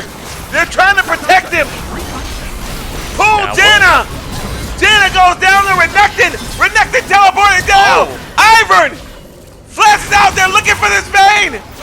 He's waiting for his hook to come back! Oh, and flashes in! Almost! But this time the Renekton flashes in and takes them both down to the tower and gets out! That's two going over to Renekton! And that's exactly what the red team needed to do to turn that around. What a play! Yep, and now probably going to get first turret Bob with but gets stunned! Cassiopeia! She's using her ult to try to survive this! Get ignited and burn down! There's two going over to Cassiopeia! I mean, now this red team is at 1,000! Yeah, they really don't want to lose this second game, though, showing them that they can execute on their team comp. What a play! Yep, a lot of stuff happening on the map at the same time, so the Cassiopeia gets the solo kill on the Lissandra. A nice TP in by the Renekton, get the double kill on the Ivern and the Vayne under turret, and they get first turret gold to boot. That was crazy. That's a 3,000 gold lead already. Yeah, But again, I mean, in the meantime, while they're going to spend their gold that they got from those advantages, they will take this Ocean Drake for themselves, which is a small consolation prize. but again, look at how it's getting taken. It's getting taken safely. Turret plating will soon fall. Even if they were to want to take that back. Maokai, run in! Yeah, and then Maokai actually has to use his ultimate to disengage from that Renekton, because despite having Red team up top! Yeah, they're actually putting. I mean, with the Maokai this low, actually deciding to make the lane And swap they're- And the best part is, look, they're leaving Sivir to get the turret plate gold on her own before the plates fall. I mean, definitely. I mean, the plates. I mean, she'd get an extra turret plate for herself after Blasting that. over, getting caught out. Ivern, but Zach comes in behind her. Sivir from up top, throwing. Redemption comes down. Nautilus goes down. Sivir's caught out. She's gonna go down. A little bit of a miscalculation on the red side. That comes in. Ivern goes down. There's carnage everywhere. Yep, and actually this time the Zac does land a very nice Q to pull back the Ivern. Q'd the Ivern, then use the second proc on the wrist. Connected. Oh! Yeah, I don't care. I don't care how powerful you are. That third shot from Vayne hurts. Yeah, especially now she's been getting basically every red buff since the second one. I mean, definitely, no matter, even if she doesn't have, she has basically a cutlass and boots. Still does about 2/3 of his HP with those silver bolt procs. Jesus. Yeah, definitely gonna need some help here. I mean, he's not one of those champs that could. And he goes big. He's going home. Look at how much he took from her. But look how much he took from him. Zach comes in, slams them together. But has to run out because again, no silver procs hurt. Yep, I mean, at least Zac did recognize that the Renekton was having a hard time bot and came to help him. But but again, they are taking this top tower.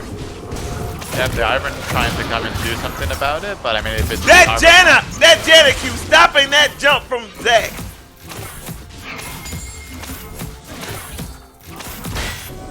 Such a brilliant use of movement.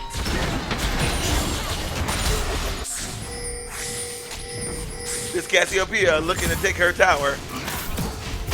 Yeah, Cassio Renekton. just whittling it down. Again, the Janna is making this really hard for him. Oh, definitely. I mean, the slow, the knock up with her Q. At that point, as soon as the Renekton goes in and expends his dashes, if you knock him up in the middle of them and he wasn't able to get onto the Vayne, at that point he's just sitting there with no mobility spells left. Right. Red team playing this so much differently than they did before. I mean, they all seem to be online with the plan, basically. I did say that they would need to win lanes this time, and now you're looking at this 3-0 Cassiopeia and this 3-0 Renekton. Definitely a lot stronger than their counterparts.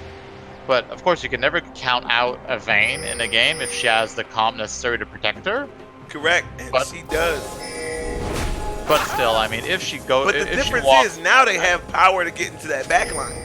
Exactly. I mean, at the moment, if that Renekton is able to get onto the Vayne without the team killing for him, I mean, we saw that without that Janna, that Vayne was about 3/4 of her HP. Correct. Nautilus goes in, targeting the Vayne, but it's too late as they turn on him. Now they don't have a permanent piece of CC. Renekton running for his life. Again, Ivern using those bushes. Zac getting caught. Vayne chunking him down from the back. Redemption comes down. There's none on the side of the red team. The Sapperling doing damage. Cassiopeia all comes down. And they're just going to back off and disengage. Yep, and actually you see that the Nautilus trying to ult the Vayne there, but she just ults and tumbles to the back line, and the team unable to follow her into all that peel. Right. And after that, all that's left is the Zac that needs to jump in. But I mean, if he doesn't plan perfectly as Ian combos CC, he's just gonna jump in to die basically. And that crazy part is they playing that out again. Now they're taking another objective that the red team cannot fight against because they can't see. That Iron paying dividends to this team. Dividends. Yes, he might not be the strongest early game fighter and get 1,000,000 kills, but darn it, that utility is good. Yep, and another red buff being handed over to the Vayne. So even though, I mean, the Vayne still surprisingly being able to keep up very nicely in CS with the Sivir, and not too far behind on gold either. Since she has that permanent free red buff and doesn't even have to, you know, go and take the time to leash it, she can just continue to concentrate on farming and keeping up with the team. Because, I mean, we did see in another team, front-to-back team fight, like they had the same comp last game, if they miss their engages, the Vayne and the rest of the team will just CC you and run you down. But here's the case. This time we got a little bit of a difference. The difference here is we have a Cassiopeia that's also very dangerous. Also has an ult of her own that can actually turn the tides of a fight. Definitely. Well, but I mean, what they're going to need to do, I think, to complete that engage that the Nautilus made earlier, is they definitely need to look for a big Cassiopeia ultimate. They really need to get that stun down on the Vayne and nuke her, because it's the same principle as last game. If you get that Vayne and she's not able to stay safe and just getting those Silver Bolt procs and those autos on your team, if she's nuked immediately, even if you have to expend flashes and ultimates just to get the Vayne, I'm pretty sure that afterwards with a Renekton with Conqueror, Cassiopeia, and a Sivir still shooting at you after they expend ultimates just for the Vayne, I mean, you're going to win the team fight anyways. Who's going to kill you? It's like the Ivern, the John? That's right, because the rest of the team is utility. That's the point. The rest of the team is utility. All of the rest of the team is just, okay, stuff to help the Vayne. So you're right, but getting to that back line is so frustrating, man. Yep, well, I mean, all they need is one good fight. But the Ivern makes that hard. The Ivern makes that very, very hard by putting bushes that Vayne can hide in. Yeah, exactly. I mean, they all make that hard, and plus the Vayne with her invisibility makes it already hard with just her kit. But that's the thing; they need to get some vision on the team, catch that Vayne out, and let's see here. I mean, Cassiopeia's flash is just about coming up in the next maybe 45 seconds. Zac has flash, Renekton has flash, even Nautilus has flash. I want them to flash on that Vayne, kill her outright, clean up the fight, and do Baron. That's what I want to see by the red team. That's basically their win condition at the moment. So the blue team is just keep up with what you're doing. Just keep protecting Vayne. Exactly. And you will eventually win the game. Basically, I mean, we saw it last game. As long as they keep the Vayne safe and they stay positioned correctly, there's no way they'll be able to 5v5 them without that solid 100% balls deep engage. Right. Because see, the Vayne was right in the front line. She's actually on the front line, CSing and minions. I would want to see everyone flash on her, like just flash and kill her. Get her dead. For anyone that's watching, this is actually silver and gold elo, but in any other elo and platinum or diamond, that's one dead ADC. They'll immediately flash and react on you. So I mean, I know you want that CS as ADC, but you still need the CS safely. And there they go! As they try to engage on her. She's gonna stay safe in the back line. The Ivern pops up. Vayne! Gone! Goes down! Vayne coming in at the end! I mean, see, well, actually, I stand corrected. Either kill the Vayne or wait till she's gone and kill the rest of the team. It's one of the two. So now with their junglers, look what the Ivern did and the Lissandra. I mean, all they have to do is keep their flanks warded, make sure to turn on them if they come there. But this should be a free Baron. Yeah, this is free Baron. What a... We didn't think of that. We didn't think about Vayne being separated from the team at all. Yep, I mean, that's the thing too. I mean, outnumbers, or if the whole center of your team isn't there, you just kill the rest of the team while she's not there.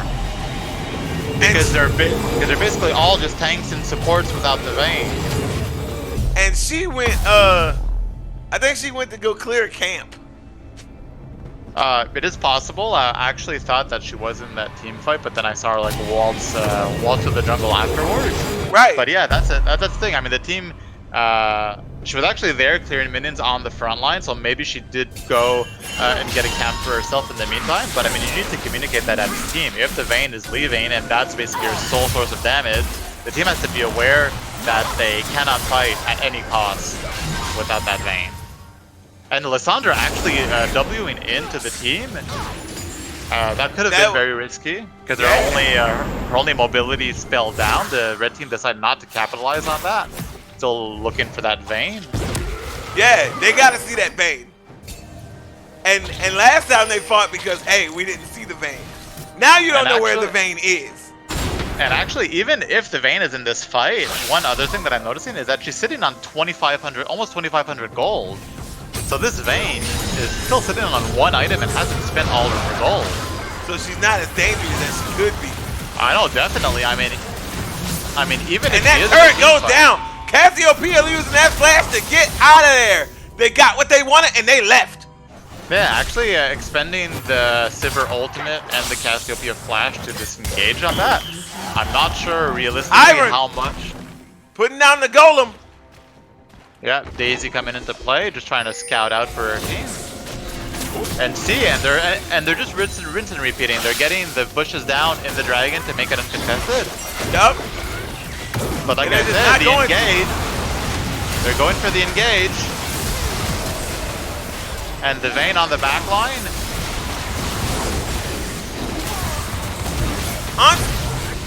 Again. Blue team double kill. Cassiopeia trying to save it.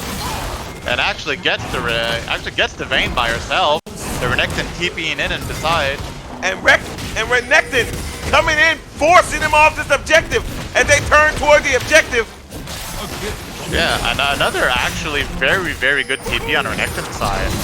Again, they're using LTPs very effectively. I'm not sure how much they'll be able to fight with Renekton. They are in there! And this smite comes down! They stole it! Ivern trying to get away with it! Guy pushing him away! Stunning him! Renekton can't fight it! Gotta back out! Oh, it gets rooted! The redemption comes down, making him even lower! Zac fights it! Gets broken apart, goes down too!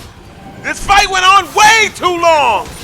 Oh, definitely. I mean, that Ivern and that Maokai kited them so long. Really, I mean, you can see that even without the Vayne, just both of them with that ridiculous low amount of damage, able to, you know, kite out the Renekton forever, and really he had no chance to get actually on them. And even when he did, just the shields and the heals coming down just to like negate whatever he did. And the craziest part is, did you see what they did with the bush and the sapling? Yeah, the sapling. Yeah. So he threw down the bush, right? He threw down the bush where he put the sapling. The sapling grew up and then ran out. We'll play fetch later. It's always interesting to watch when two people are in perfect synergy there. They was like, hey, we didn't want to fight this. We just want the dragon. We didn't want you to have it. That's ours. Give it back. Oh yeah, definitely. And you see that Ivern really using those bushes to like the utmost of their capabilities to be as annoying as possible for the other team. And what I'm really worried about is even with that Vayne not having bought items for so long and being on one item, I mean, she still did a lot of damage in the fight. And even though the Renekton TP'd a little bit late, I mean, now the Vayne literally just completes with one buy her Rage Blade. Right? So now, even though I mean, a 2-item Vayne with Bork and Rage Blade, if they let her ramp up in a team fight and get that passive up, she's just gonna be basically killing anybody on the team with 4 or 5 shots. And that's what you really hate to see. You hate to see it. But red team is playing very good around that condition. They're either fighting when she's not there or targeting her in the beginning, using everything that they have to take her out as fast as possible. Yeah, exactly. I mean, I'm not sure if they are listening to the stream or they kind of came to the same conclusions we did, but definitely playing very, very well those fights. I mean, no hesitation. They see the Vayne and they make her pay for her mispositions, having to either immediately use her ultimate to stealth and get out of there so she buys a little bit of time, right? Or maybe even her flash in some situations. And that's what you like to see. You like to see when you learn from your mistakes in games. Like, yeah, we all have a good game where we have, okay, I don't know what you're capable of, but let's figure it out. And once you figure it out, not falling for it again. And also, this Cassiopeia still is no stranger to late game carry potential because of the fact that she doesn't need to buy boots. She can build that 6th item, so once she gets to late game, I mean, there's a complete monster with the 6-item build. And she was already monstrous, like destroying people within that team. I mean, yeah, she's the only person on both teams at the moment having completed 3 full items. And then so yeah, definitely. And then that Crystal Scepter, just making them stand in that poison a little bit longer. Exactly. I mean, the Crystal. I mean, as soon as she lands any ability on them that slows them, then a lot easier to land that Q to get those Twin Fang procs on someone that is poisoned. And it's just getting more and more dangerous as this game goes on. But because eventually she'll come to a point, if she's not already there with how far she is ahead in items at the moment, that if the Vayne is slightly out of position, she could literally just flash ult the Vayne, get maybe 2 Twin Fangs and a Q on her, and she'll be basically dead or extremely low, and then at that point being taken completely out of a team fight. That's true. But right now, for the blue side, how do you gather your composure? You're doing a very good job of stopping the bleeding. You're not letting yourself bleed all over the carpet, but you're definitely still cut. Yep, I mean, at the moment, I think that they want to get Vayne to maybe a 3rd item, keeping her safe, try to communicate that she needs to really, I mean, even if it's giving CS over to someone else, just stay as safe as she possibly can. This time, red team going in on that try to easy Baron. And we actually got the Maokai TPing in. The Vayne's still untouched, and the Renekton at half HP. But Vayne was a little bit out of position, in my opinion. Yeah. A little bit far forward there. Yeah, she was thirsty for the crocodile, trying to chase him. Maybe was hoping for one tumble auto attack to get a slow and maybe finish him off. But I just noticed how I'm not sure if the blue team did recognize it, but she did expend her ultimate in that chase. Right. So while the blue team is doing Dragon, the red team go to Baron, and the blue team actually... But they completely give up on it. This is good objective. I keep wanting to say the word, but I keep messing it up in my head. And actually Renekton gets caught out. And Vayne shut down Renekton. But you see that the Renekton turned around and almost got the kill on her, so that attests to his 5-1 score. I don't know what the communication was in that, but all they need is one last person and the Vayne is dead. So you do see that they do have the damage this time on the Renekton to 100% nuke the Vayne if they can get on her. I mean, he almost killed her. I mean, he almost killed her with 2 people peeling for her. So yeah, it's gonna get much more, and they're going back to that dragon and taking it down without the red team know for where. Again, that's 4 Drakes. 4 Drakes for this team. This is why you ban the Iron. You don't get to contest objectives. Yeah, and plus, I mean, this is exactly what the blue team wanted to do. Like I said, just playing the safe play, getting the Vayne to get her items. Free pick on the Renekton. You just take what you can, get a kill, get the dragon, reset, and you just rinse and repeat from here, basically. And And what do? You can't do anything. You can't, because you can't see inside of bushes. You can't ward. You don't know when those bushes are gonna pop up. He's doing it automatically. He's doing it on the fly. Exactly, and then now also after that kill on the Renekton, the Vayne does complete her third item and goes for the Phantom Dance to get that shield. So will just be that extra hard to kill. It's just, again, what do you do? Well, I mean, we did see that the Renekton did have enough to... It actually went a third defensive item, so the Thorn Mail, even if Vayne does do the true damage, will try and maybe negate as much as possible, because just with the Spear of Shojin and the Black Cleaver... Oh, and Renekton goes around, gets caught out, ult, trying to get away. One more time from Vayne would take him out. Oh, and just barely survives that. Woo! But good thing, go back, heal, but everybody else stay close, because they're going for Baron. But they don't see. Vayne. Come on, recognize that they're doing this. And the Renekton actually has his... All right, they recognize it. They see it going on, but again, that bush is preventing them from being able to see a target. Nautilus flashes in, and blue team takes Baron. As they're going in, again, these bushes are getting them killed. You can't see. As they go in, this Vayne causing all kinds of havoc, but Sandra is the one who gets the triple kill. Yep, and for, well now basically there's only the Zac alive to try and save that base. They did get the Vayne down eventually, but now with the Baron buff, they're probably going to get a few turrets to their name and try and start getting a gold lead on their part. And the way that Ivern played that was so oppressive to the red team. They flashed over, but because they were in a bush that wasn't warded, you can't see. And then he backs up, throws out more bushes. Now Vayne is hiding in those bushes, shooting you, taking you out, and you're in a small pit. You can't run from her. She's completely decimating you. You can't fight back because you can't see. Yeah, but actually the Vayne gets the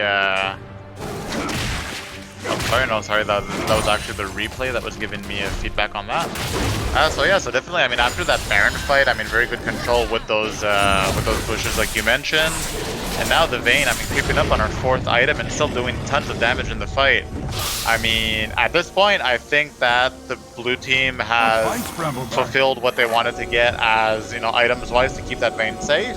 Right. Because, I mean, you see in those kind of setup fights by the blue team that the red team has really no chance. That Vayne tumbling and stealthing in between bushes, really no idea what's going on for the red team of where she is and trying to lock her down. But that Ivern, good, sees the Vayne, tried to flash in on her, but Vayne turns around. Actually get the tumble, but I mean, she's slowed by, I mean, you see that even with missing the stun on the ultimate, still gets the Vayne to about like less than a 50 HP. Right. The Vayne has to flash out for that as well. I mean, her flash is down, her heal is down. So I mean, you do see that there is that playmaking potential. There's the potential, but again, I would have liked to see this Ivern banned, because it's clear that what he does with this Ivern is make you not be able to contest objectives, and that's something that should have been put into your plan. If you can't contest objectives, what objective do you have right now? None. You took none. You have none. You've got no damage. They're healing extra. They're moving around the map faster. They got 8% damage that you will never be able to do.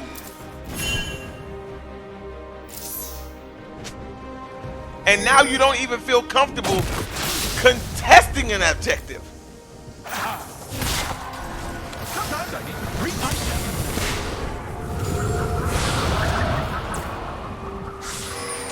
Bro? Yep. It's like making sure fell ill as they're setting up for this elder. I mean, this is the thing. I mean, at the moment they're camping the bush, so they'll have to be careful. Actually, this is rude.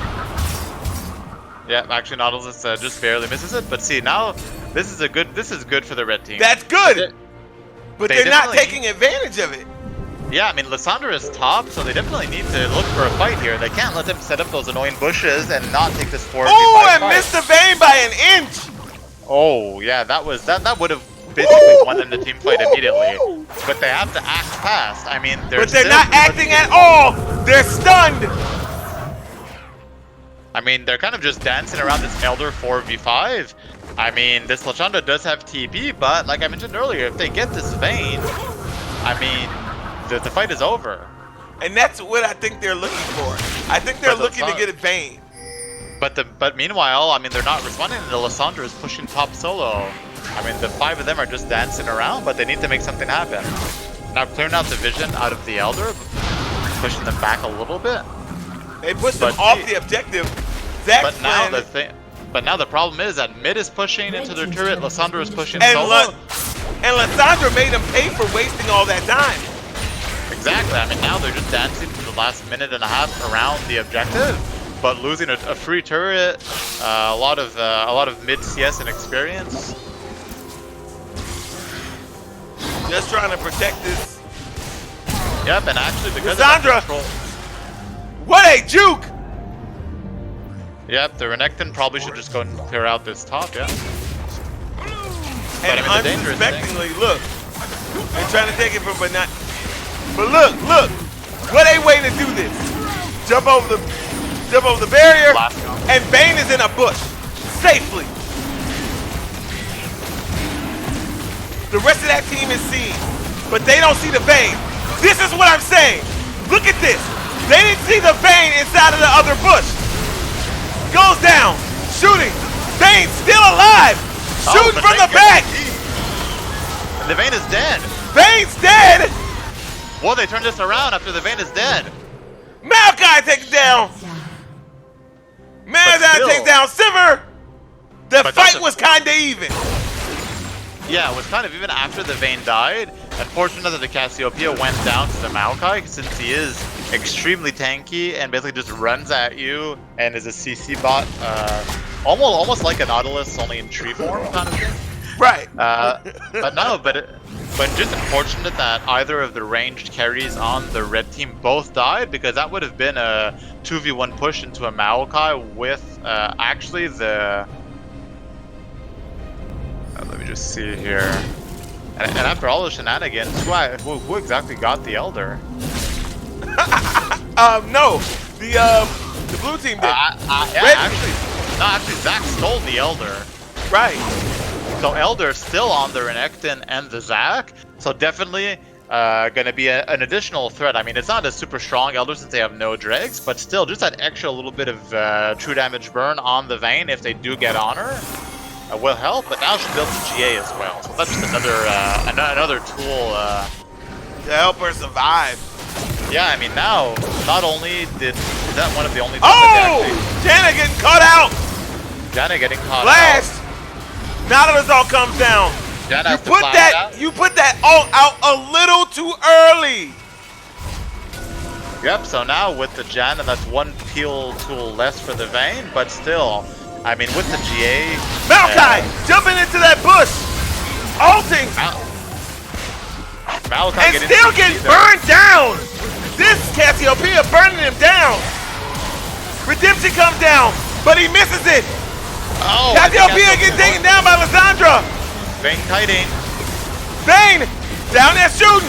Renekton taking down him Yeah, and that's gets game. ripped apart.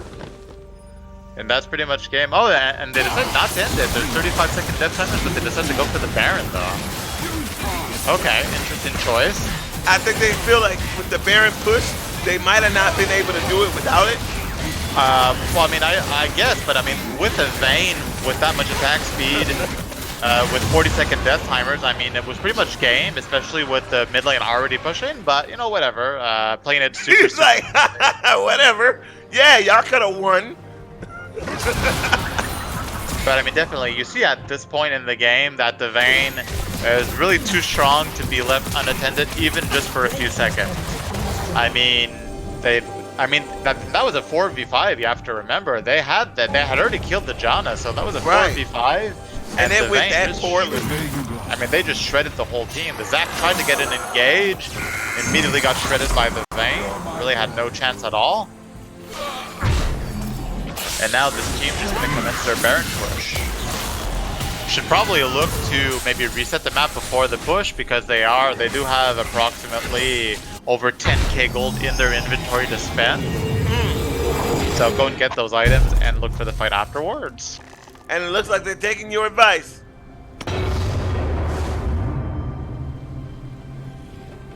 And Vayne didn't even have to burn her GA in that fight actually, so still has that tool for the next fight.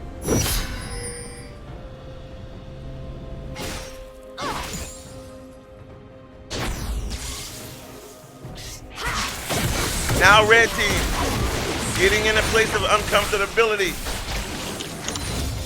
They need to stay calm. But I mean, that's kind of what happens with any hyper carry that has this amount of peel and support built into their comp.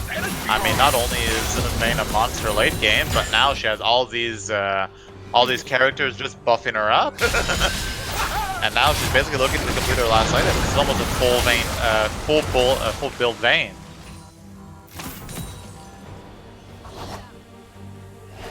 It's difficult because you gotta catch her.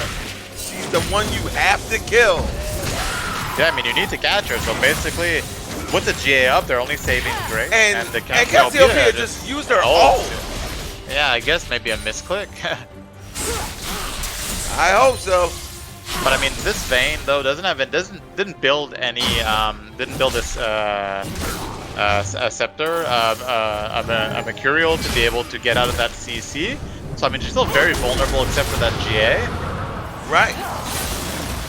But even more importantly is how much damage she does and how fast. Yeah, but I mean, even if she has a GA, they still need to try and nuke her, get her out of the fight, turn on the rest of the team, and hopefully by the time she respawns, there will be no team left and just kill her afterwards. Yup. And Renekton gets locked down. Gets locked down again by his ult. Running. As they break down this base. Lissandra getting caught. Maokai in the front. Healing for this Vayne. Yeah. Cassiopeia goes down. Vayne takes down Sivir. Redemptions come down, keeping that team healthy. Maokai takes down Nalus in his own base. You're not even safe at home. And that's pretty much GG, boys. And that's all she wrote. That's game over, folks. This game's winner is... Oh my God, my head hurt. Oh, I yelled too loud. Oh, I yelled too loud. Oh man, I yelled way too loud. My head hurt. Woo! A Vayne exploded in your forehead. Like Vayne exploded all over my brain. That's all over my brain. Just. Oh my God. All right. So I like the improvements that you made, team. Let's get this clear. You made massive improvements over the first game. You didn't look as lost. You were very cohesive. You knew what you wanted. You wanted to get Vayne. You wanted to get her and get her caught out. No, exactly. I mean, I think that they played their comp extremely well. I mean, pretty much all of the game. It just kind of seemed that after they got that really good team fight when the Vayne was doing a camp or split pushing, and then they got like a really clean fight.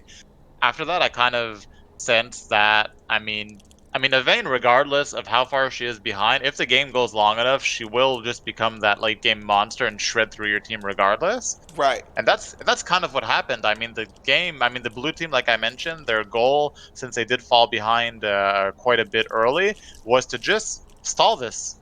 We'll just wait for the Vayne to get their items, and eventually she will take over a team fight if you give her the chance to do so. And other team really had an excellent effort, a lot more cohesive, but just wasn't enough to finish this game before this Vayne just became a monster and was able to take over fights later. My MVP of this game is Ivern. Oh, definitely. Point blank. I mean, for the series completely. I mean, the Ivern. Oh my God. Massive. I think he had 100% Drake control in both games. They got every Drake in both games. Correct. And that push cannot be understated. If you are ever watching this game, ever, understand, If you go against Frog Boy, ban Iron. That's ridiculous. That's ridiculous. He's got too much control. And then of course he goes perfectly into this comp. Now your ADC has a place to hide in the middle of a fight. And then you have an ADC like Vayne who could really take advantage of moving between bush to bush, being invisible, and shooting from the bush. Yeah, exactly. I mean, she's basically like she basically can't even get eyes on her in the whole entire fight unless he sticks all of those bushes together, and you get like if someone has the awareness of sticking maybe a control ward in the bush during the fight.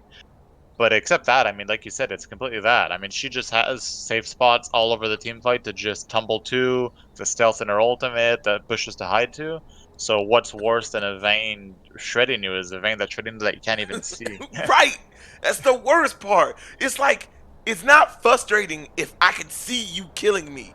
But I don't know where it is. Where is it coming from? It's just damage. Exactly. It just comes out of nowhere. And you just seen it like in the team fight right before the last one, where Vayne showed up out of nowhere. Vayne showed up out of nowhere. And then people just started dying. Just gone. Just started Oh yeah, dying. And you're going. exactly. And wait, weren't we winning this fight? Wait, what happened? And then you started dying and dying and dying and dying. And you couldn't catch up. You couldn't. But exactly, in those kind of chaotic fights with like no vision because of the iron bushes, I think that they kind of lost focus later in the game as the game went on. That I mean, their win condition would really kill the Vayne because we see that even in one of those fights where they went 4 for 3. They weren't able to get anything important off the map because they lost both of their range carries, like I mentioned. So Right. all that was left was the Zac and the Renekton, which weren't going to really get much because they No. weren't. But still, that's the last fight where they were able to actually get rid of the Vayne, and after that, you kind of saw that the DPS went down tenfold, and they weren't able to clean up at all what was left of the team because all they had left was their support cast. I mean, the Maokai, Ivern, and Janna are not going to kill anything on your team unless it's maybe the Cassiopeia that for some reason is caught in the middle of them and has like low HP. But I mean, what are you going to do against a Renekton that's up with a Tiamat with his Hydra, with his 3 damage items, and a Thornmail to boot, and his Conqueror going? He's just going to heal up whatever little chip damage you're going to throw at him. But then on top of that, when you do get him isolated, the outplay by Ivern versus the Renekton, the Ivern and who was it? Ivern and Maokai outplaying the Renekton, keeping him around, kiting Oh him yeah, around, oh yeah, definitely. I throwing mean, the bush so the sapperling can grow up. This stuff, this small outplay stuff, became so big in this game because these small macro plays, these small kiting, making them chase them for a little while, is all just keeping them. Oh, come on, you almost got me. And it's like right in front of your face. And you do almost have him. It's just a couple of shots away. You can kill him. He's right there.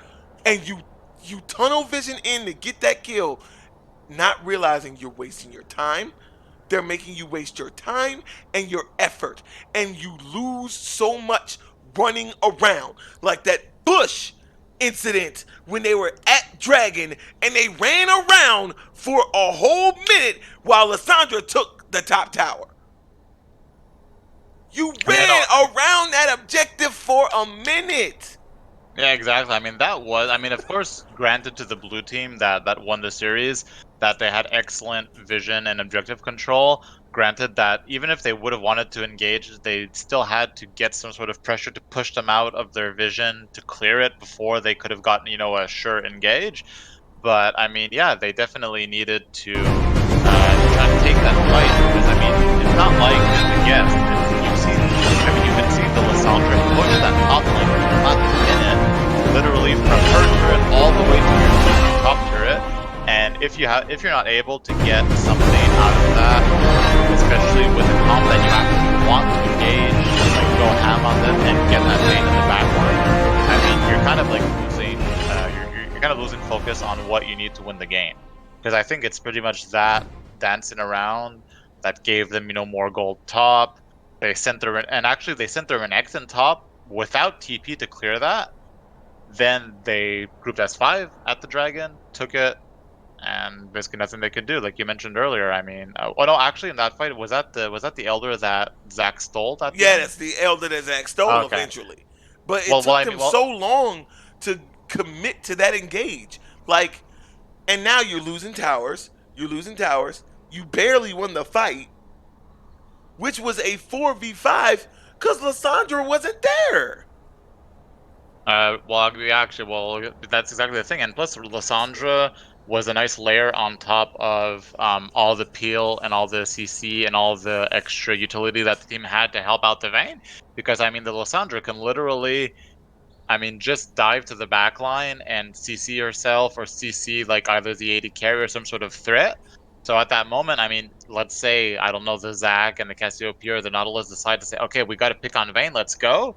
Then they turn around, they realize, oh, where's our carry? Oh, the Lissandra got him on the back line. He's been CC'd for the last 5 seconds. We can't do anything. So then basically they're in the back line with no engage with no basically usually engage abilities are their mobility abilities, so there's no way to get out. And now you got a Vayne that you weren't able to kill because the DPS wasn't there, and then she's shooting you down basically. Well, my only thing that I can say for this team and what to do next time is just like it's clear that it was clear from the first game that Iron was going to be a problem for you. I would have got rid of him. I'd have got rid of him. I don't care what else you had to deal with. Iron was just too much for that comp. For the way that they already had that comp set up, the bushes was way too much for your team to handle. You had a good idea. You had a good idea. Let's put some more CC in our game. Let's put some people who can get to that late game and damage and kill Vayne if we catch her. Right? Oh yeah, Why not definitely. take Yeah, why not take I away the bush so she has nowhere to hide? She's I mean, already I mean, I mean, definitely that Ivern was really strong because, as I mentioned, he had 100% Drake control in both games, which is completely bonkers, basically. I mean, especially in these two comps where they want to get that late game carry, like protect the carry kind of style, with all those Drakes, I mean, if you go to that late, like 30, 35 minute, 40-minute game, they're going to basically get a 4 or 5 stack Elder Drake, like right off the bat, if they do get it for themselves. And worst case scenario, the other team steals it. What are they going to do about it if they have no Drake? So it's just going to tickle you, basically. and Um, and that's what ended up happening, man. I really we could go all day back and play replays and little micro plays, but we're gonna leave the rest of that to you guys. What we're gonna leave that the rest of that to the teams and everything. But it was a great set of matches, awesome set of matches. Oh yeah, like I completely agree. I mean, the red team on that side that ultimately lost both games really adjusted well to trying to focus on what their win condition was against that comp because they basically played exactly the same comp in both games. Right. Maybe just like you mentioned, trying to get rid of whatever was extremely annoying and strong that they played Hmm. really well in one game to try and give them a little bit, a little bit better chance to But do what they needed to do. you didn't shake anything that they had going. So the only thing you shook was the Zaya. You took Zaya out. You took away a symptom when the whole team is the problem. Well, no, exactly. I mean, the Zaya was very strong because, I mean, like we mentioned, she does have that free ultimate to be able to disengage on her own, but she's far from being the only solo. I mean, not solo, but hyper carry potential late game that you can play with that comp. What they needed to is try to destroy from from the outside in the comp on the veins Correct. or the vein on the carry.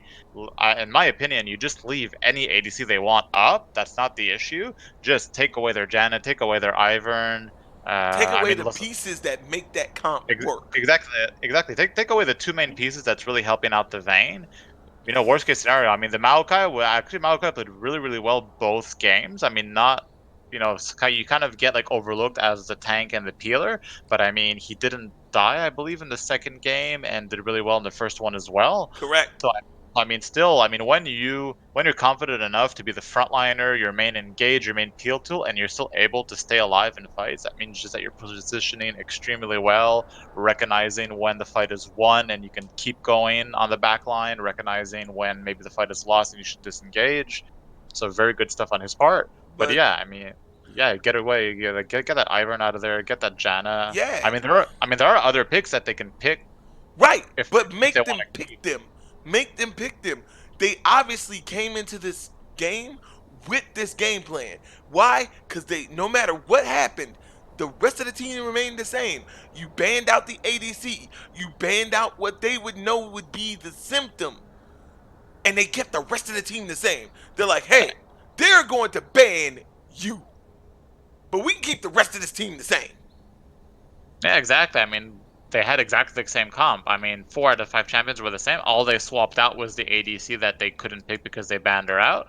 But I mean, there were other bans that maybe they were scared of because that's what they would, maybe because of the target bans that they issued to the team, they reverted to that style of comp because that was maybe their second choice, and that's what they reverted to. If, for example, her maybe Lissandra, if I'm not mistaken, he played Lux. His Lux was banned, so he was okay. I'll bring out the Lissandra this time. It'll help the protect the carry style comp, and I don't do like awful on it. Right. Maokai, I think he played a lot of Rumble, if I'm not mistaken. They didn't ban it out, but I mean Rumble doesn't work that well, in the protect carry. He said, okay, well I'll just Correct. play a tank, play a Correct. peeler. But at that point, I mean, if you ban out the Maokai and then his next pick is okay, well now you ban my second best, I'll probably have to go to Rumble. Well, at that point, it's okay. Well now we don't have the Lissandra, we don't have the Rumble. You banned out the Janna, you banned out the Ivern. Then they have to kind of rethink from Right. A to Z what they And want make to build as a comp. exactly and make them rebalance themselves and take advantage of their rebalancing. That's what I wanted to see you do. I wanted to see you make them rattle, change what they did. They changed one character, one champion. It was the same team, same comp, same strategy. You didn't shake the tree enough. I know you're scared of these top tier picks. I get it. But no matter how top tier that pick is, if they can't play them like their main or the ones that they planned on playing, make them play that and you could have got a better result. Yeah, definitely. I mean, in their honor, though, they did play the counter comp to try and to try and disassemble what they had planned, really to the best of their ability, and they definitely were a lot more in sync and trying to, like we mentioned earlier, to get on that vein to make what they needed to make happen to win the game a reality. Sadly, they just fell a little bit short. That Ivern was a little bit too good and a little bit too good at protecting those objectives. Correct.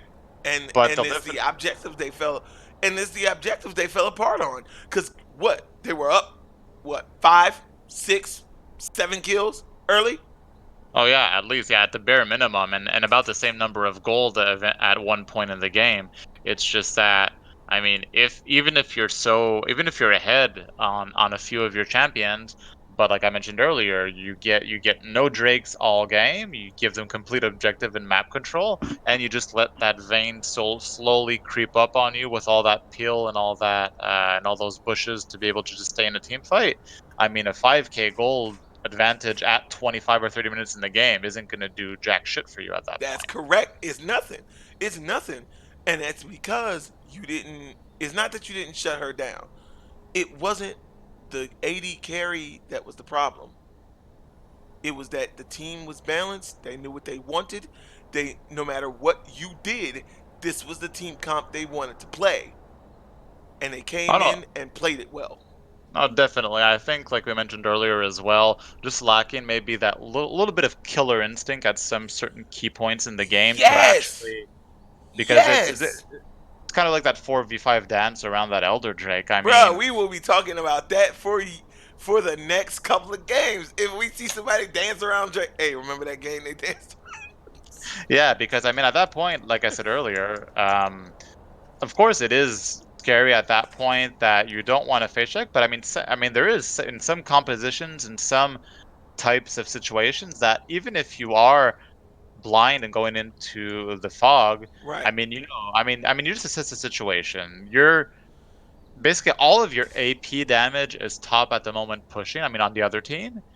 Now you're basically running into a 4v5, which basically you have a gold advantage. You're running into a 4v5 on with the advantage, and basically all you're trying to do is even if they try, I mean, worst case, I mean, best case scenario for you, they stand their ground. Right.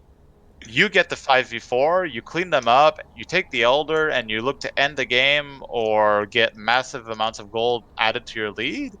Best case scenario, the other team is smart and they just disengage and let you get vision of the objective. Then And that's what you you- wanted.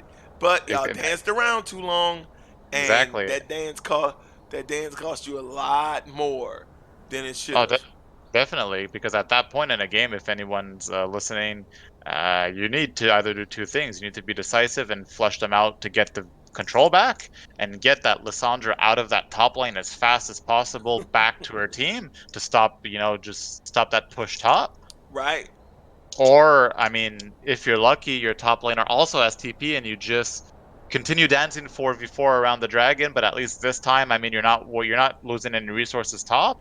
And Right. at that point, you can try and kind of take a fight, get the Vayne, then you get double TPs coming in. But at that point, if you did your job and you got the Vayne, well, you basically have already won the fight. But you can't just wait there idle and start losing.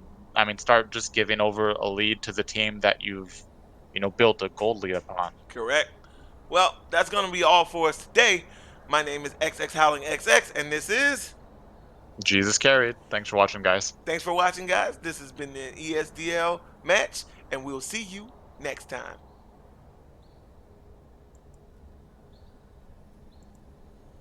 And we